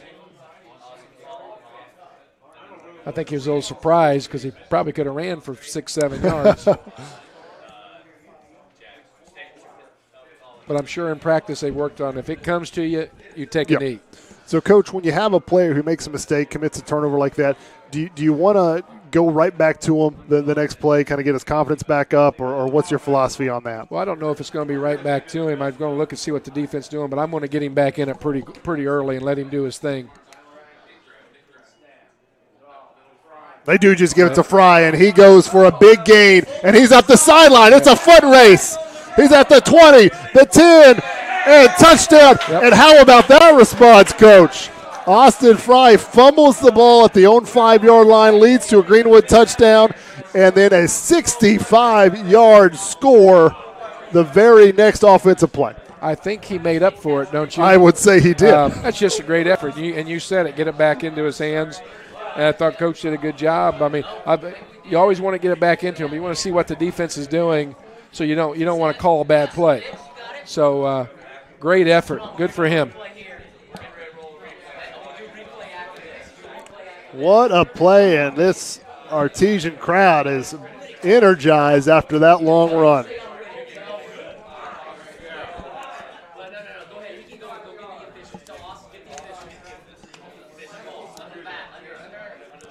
Oh, that was close from being blocked, but Ethan Hanlon got it, so good job by the snapper, the holder, and the kicker to get that down. 28-21. Artesians take the lead right back. Coach, we've got a good one. The only thing wrong with that score, we scored so quickly, the defense probably could use a little blow. They've been out there a long time. And we've had, if I'm not mistaken, we've had our scoring have been pretty quick drives. I mean, both of them been Austin. We'll show a replay here of that long touchdown, and here's the replay. Austin Fry gets a nice hold, then goes toward the far sideline, and it's a foot race between him and 2 other Greenwood defenders, and he just outruns them both.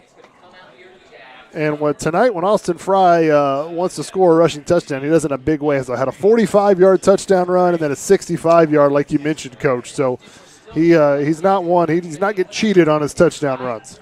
No, and that was good for him. Playing hard like that, and when he got the ball stripped, he was just trying to get extra yardage. So it's great to see a good kid come back and make a play like he's got to feel better. And I think this will spark the defense a little bit.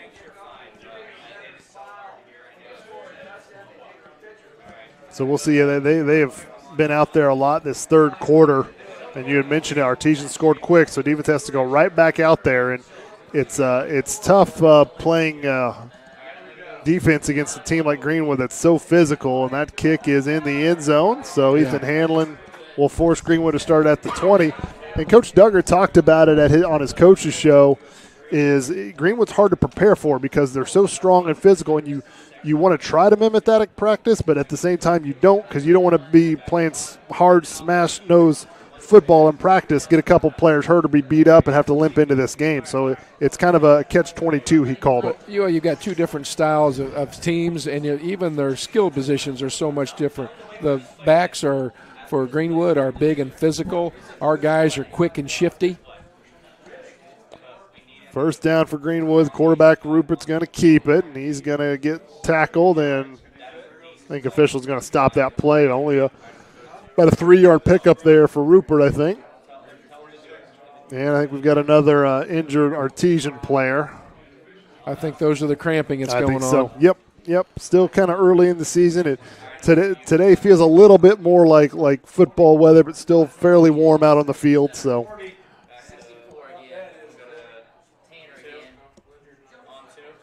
I can't tell who that is.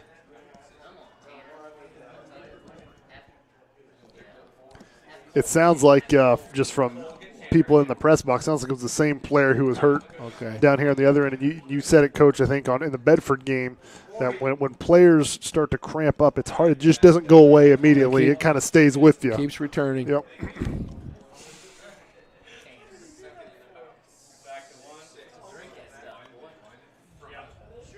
I have liked the way the defense has adjusted on shooting some gaps, walking guys up the line of scrimmage. So instead of being a 3, you see, look how many guys are up the line of scrimmage. You don't know where they're coming. And shooting those gaps.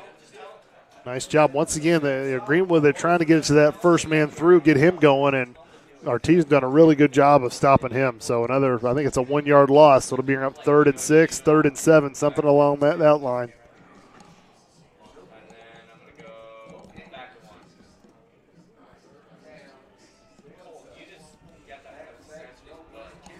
This might be one of those big plays you talk about, Coach, that you have to circle. 3rd down here for the Woodmen from their own 24. He's going to pass it, and it is caught again. Man. It's 82. I think that Campbell. Yep, big target. Mm-hmm. And I think he got just what he needed, knew exactly where he needed to go, and ran the perfect route.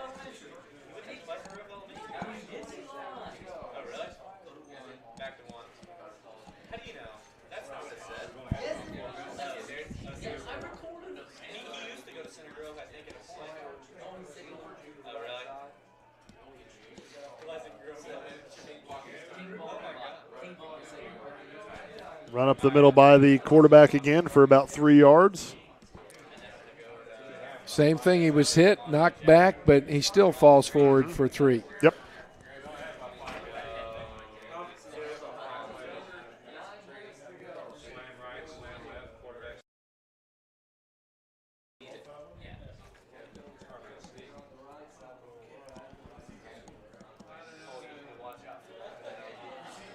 Greenwood gets some substitutions. Fullback number 48 comes in. So now quarterback has a little miscommunication there. I don't think that was the play that was supposed to be drawn up, Coach. Well, it looked like it was going to be a quarterback lead, but I can't tell which Artesian shot that gap really quick. So Coach Trump had a good call on there, and they couldn't account for him. And then he just busted the play up. So 3rd and long situation here for the Artesians, 3rd and about 8. And this is where you want to be for Martinsville, forcing Greenwood to pass it. But if Greenwood's going to pass, you want to have someone on 82 because he's the one that's made some pretty big plays when the Woodmen need a pass. And here we go. Rupert going to roll to his right, going to throw it up, and that is incomplete, and there is no way that was going to be caught regardless. And we've got another flag. I think the coach may get flagged for, I don't know, obviously what he said or what he did. He was sprinting toward the sideline yelling at that official. They were both pushing and shoving. I mean, I'm looking from here, I'm not down there, but it's a no call because they're both going at it. And they both have a right to the same spot. So here we go. So we'll have a discussion with the official, but I do think we have 2 separate flags. There was a flag that came after the play, and I think that was probably going to be on someone on the sideline, but we'll see what happens here. I definitely would not let Rupert throw and not bring a stunt on 3rd down. We only brought 3 on that one, so I hope Coach Trump, kind of learns from it. You got to bring heat on him and take your chances, because he can stand back there and finds that he was going for his big target again. So it looks like it was So the official called a roughing the passer, I think. I don't. He did not call a pass interference play. I didn't think so. They must have picked it up. Okay. And then they called a sideline. We'll see it here. Nope, there's the pass interference. Yeah. It's declined. Personal foul roughing the passer. And then a sideline infraction. So can you clear that up for us, Coach? We had 3 penalties on that play. We're going to need some explanation from the expert. They're going to take the one, and then a sideline, I think, is going to be a warning. Cool. So they declined the pass interference and took the personal foul. Is what I think just happened. I think that's what just happened. So regardless, it's a first down, big play for the Artesians there. 3 penalties, 2 penalties and then the warning. So the pass interference call, even if that didn't get called, you still had the roughing the passer. So, which I'm not sure. He's out of the pocket. He's running. I didn't see anything flagrant on it, but Artesians look to be showing blitz. Apgar, good job. That time nice tackle. Apgar kept going, but Artesian defenders kept coming. Kept him in. You contain. It's a lot easier said than done, but if you contain, it's usually a pretty simple game. So that's a loss for Noah Apgar. 1 yard loss, second down, 7 minutes, 15 seconds left to go in this football game, and it's a good one, folks.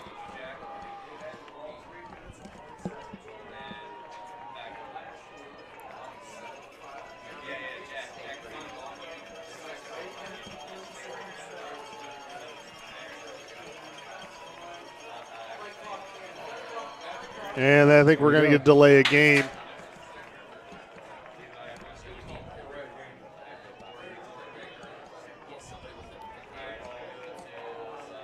Back official there threw his flag. The play clock was at 0, so I'm guessing that's what this is going to be. If I'm Coach Trump, I'm not going to play it safe. I'm going to go after him.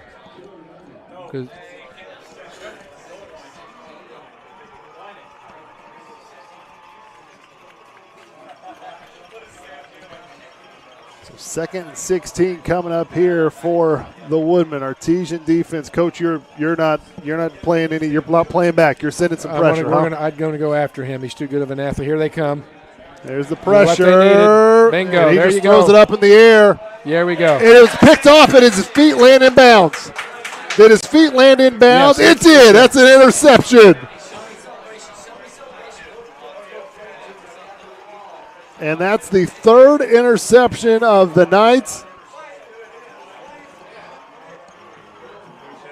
And, Coach, you were exactly right. That was because Artesians brought pressure. Rupert had to throw it off his back foot, kind of threw it up for grabs, and Artesians grabbed it. And I think that was was that Pemberton who put the pressure on him? I think so. I think we're going to get a replay here. We'll take a look at it. Got your best defensive player going after their best offensive player.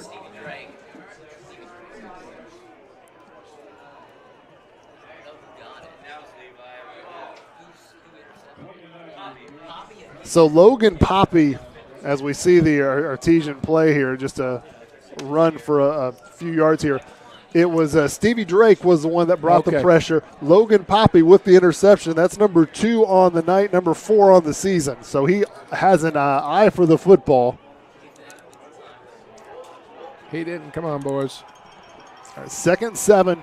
Tyler Atkins under 6 minutes to go. Trying to get Tyler Atkins wants a penalty called there. He's getting Greenwood to flinch a little bit, but not enough for the flag to be thrown. Quick little pass. Across the 50, and that's going to be enough for the first down. That little pop pass or jet pass, whatever you want to call it. It's the first time I think we've seen that tonight, Coach. Yeah, it's the first one. I thought they'd maybe do that a few more times, but that is the jet, even though it's a pass. And I would feed the guy that scored the 2 long runs. Don't forget about him.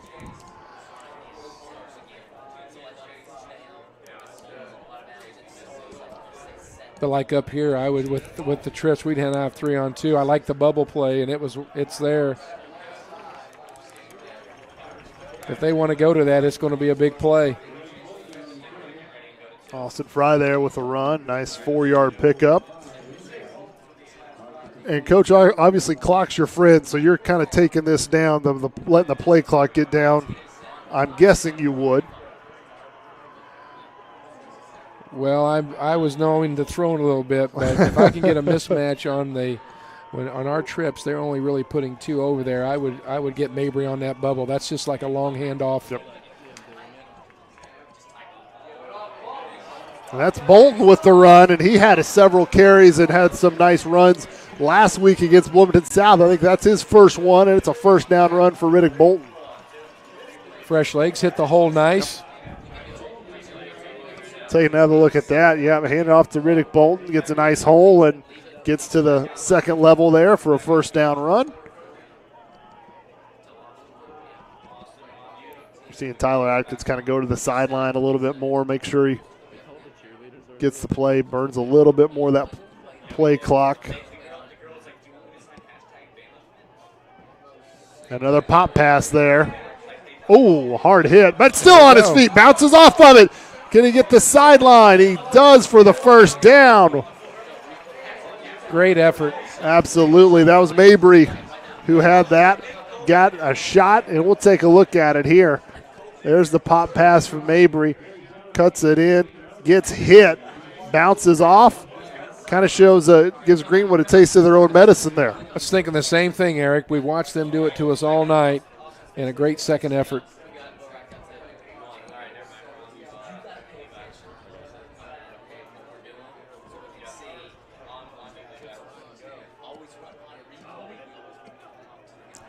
I think that was Riddick Bolton again with the carry. Gets a yard or 2. Coach gets watching this game tape, I think one thing he's going to think about is I always had, when I had a really good athlete, I'd have 5-6 formations, same different types of play. How to get him the football. And Austin Fry's done a nice job, but he's got some weapons out there. But I'd want that ball in Mabry's hands 10, 15 times a game because he's going to do something great with it 5 or 6 of those times. Bolton this time nowhere to go, maybe a loss of 1 or no gain. So that will bring up 3rd and about 11. Now you don't want to go backwards a whole lot more because right now I think you still can run out a field goal and get a good field goal attempt here, but you don't want to take a sack or take a big loss here. I'm probably going to give it to Austin here, and I see what my kicker's got.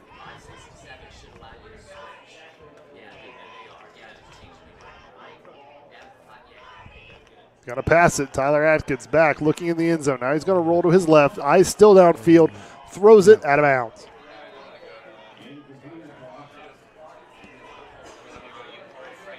So Artesian's got to run some clock.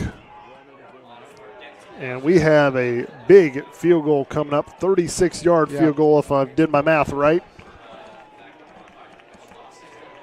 You know, Tyler has done some good things there at the quarterback position. I thought a couple times tonight he's gotten out of that pocket a little sooner. He could stay in there and let those routes develop. That may have been maybe he's taking a hit. Big field goal attempt coming up here for Ethan Hanlon. So make it a 2-possession game. Kick is up. It is good. 36-yard field goal by Ethan Hanlon. And it just shows you what you can do, what type of weapon you can have with a kicker. Not only that field goal, but I think every kick Ethan Hanlon has kicked has been in the end zone for a touchback. Yeah, he's had a great night. You know, these kickers come out. I know he's playing soccer. Supposed to be playing soccer tonight, but he's at the football game. And so he's a busy kid, so he comes out and kicks and then goes to soccer practice. I'm sure that's what we used to do with our kickers. And so for him to kick, that's good for him. Yep, absolutely. 2:44 left to go. 2-score game now, 31-21. Coach, what are you telling your kids to make sure that they stay in this game? Because this game's not over.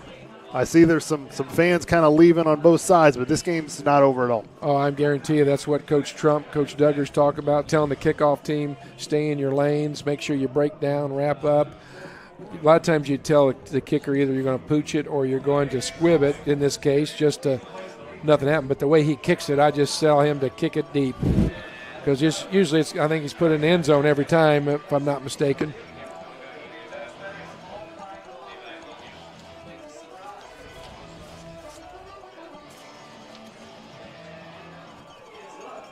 Hanlon, yep, that's going in the end zone. Ethan Hanlon, great night tonight against Greenwood.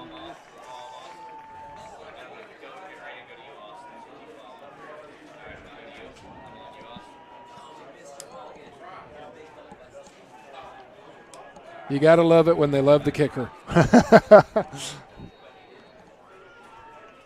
So now we're going to have to see Greenwood kind of have to air it out a little bit more, down 2 scores, have to go 80 yards. We probably see Gavin Rupert have to use his arm a little bit.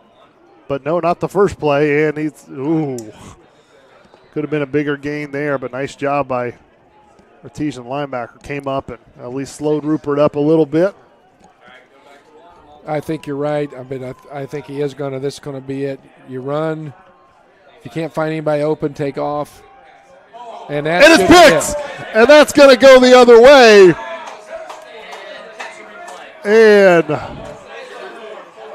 just read the quarterback's eyes there, just jumped to that route.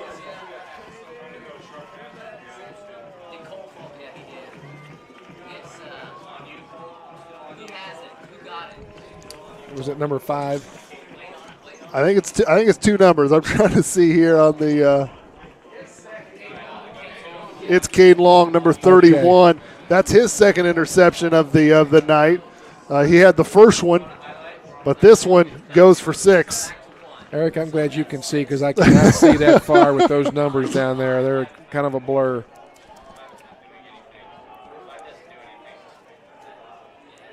So Ethan Hanlon will try the extra point. It's up. It's good. And 38-21. And now the Artesians have a really good grasp on this football game. That's a good way to finish. Defense have stepped up. I thought this half they've really kind of dominated the game. I know they had a great goal line stand that ended up they get scored on, but they've really answered the call here in the second half. So is the offense, though. Yeah, this has really been a really good second half by all 3 units, offense, defense, special teams, really stepping up and now finally kind of exhale if you're a Martinsville fan. I know still 2 minutes, 19 seconds, but now it's going to be really, really, really tough for Greenwood to get back in this.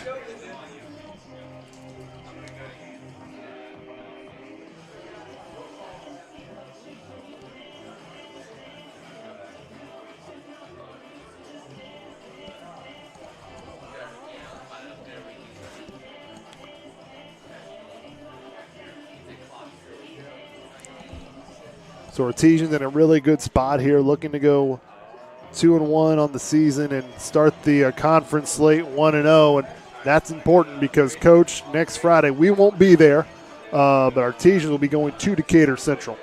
And that's always a tall task, but it can be done.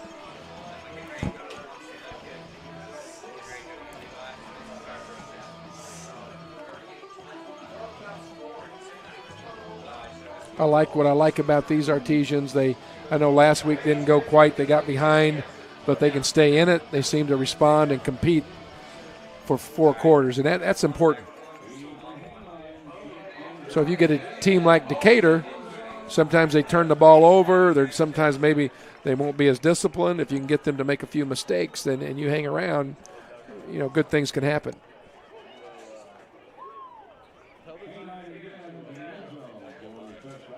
So Greenwood now definitely will probably be trying desperately to score fast here, down 38-21 with 2:19 left to go in the 4th quarter.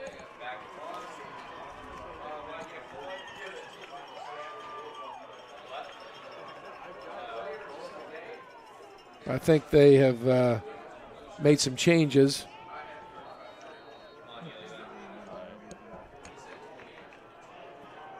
So, yeah, they've got some new numbers in there. Yeah, they do have. Oh, tough hit there. Yeah, quarterback number 5 now was out there. And I think they're going to bring back 13 Gavin Rupert.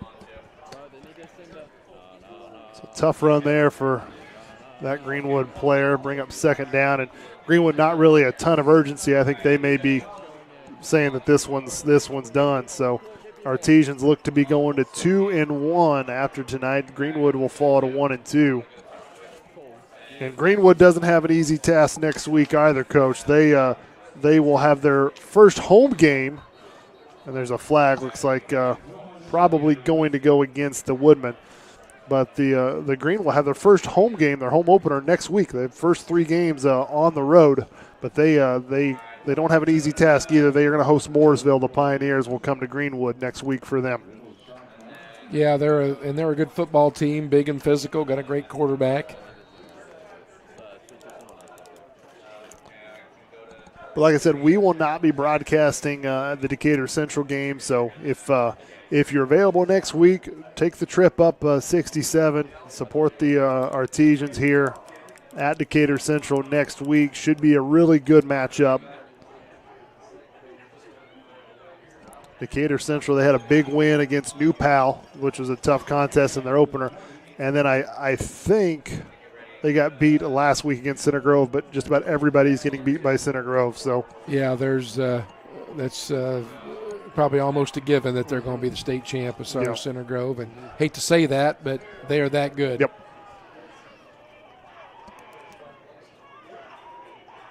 So 3rd and 10 coming up here. Under a minute left to go. And, Coach, I just have to get your opinion on one of the biggest stories of last week, Bishop Sycamore. Did you see that story of just how crazy that was? They've basically lost their season. Yeah. And, you're glad to see that. It sounds like it was a charter school that the kids weren't even going to school. Nope. And a lot of times they fill these games with these I don't know if you've ever been down to IMG Academy. It's in Bradenton, Florida. Right. I toured that place. It's like a college campus, it's unbelievable. Yeah. But even so I'm not sure how they pulled it off, and the coach got all those games scheduled on national TV. Yep. But looks like you feel for the kids if there was Sure. but I understand there were some kids that have been there 5-6 years. So a little different world that was going on. It is. But hey, here at Ciderwoods Field, it's a happy time. Artesians, they get the win. Big second half, big plays in the fourth quarter. They win at 38-21, go to 2-1 on the year, 1-0 in conference. Like I said, we will not be broadcasting next week's game at Decatur Central. We'll be back in 2 weeks for the next broadcast. For Coach Cuttriff, I'm Eric Burns. Good night, everybody.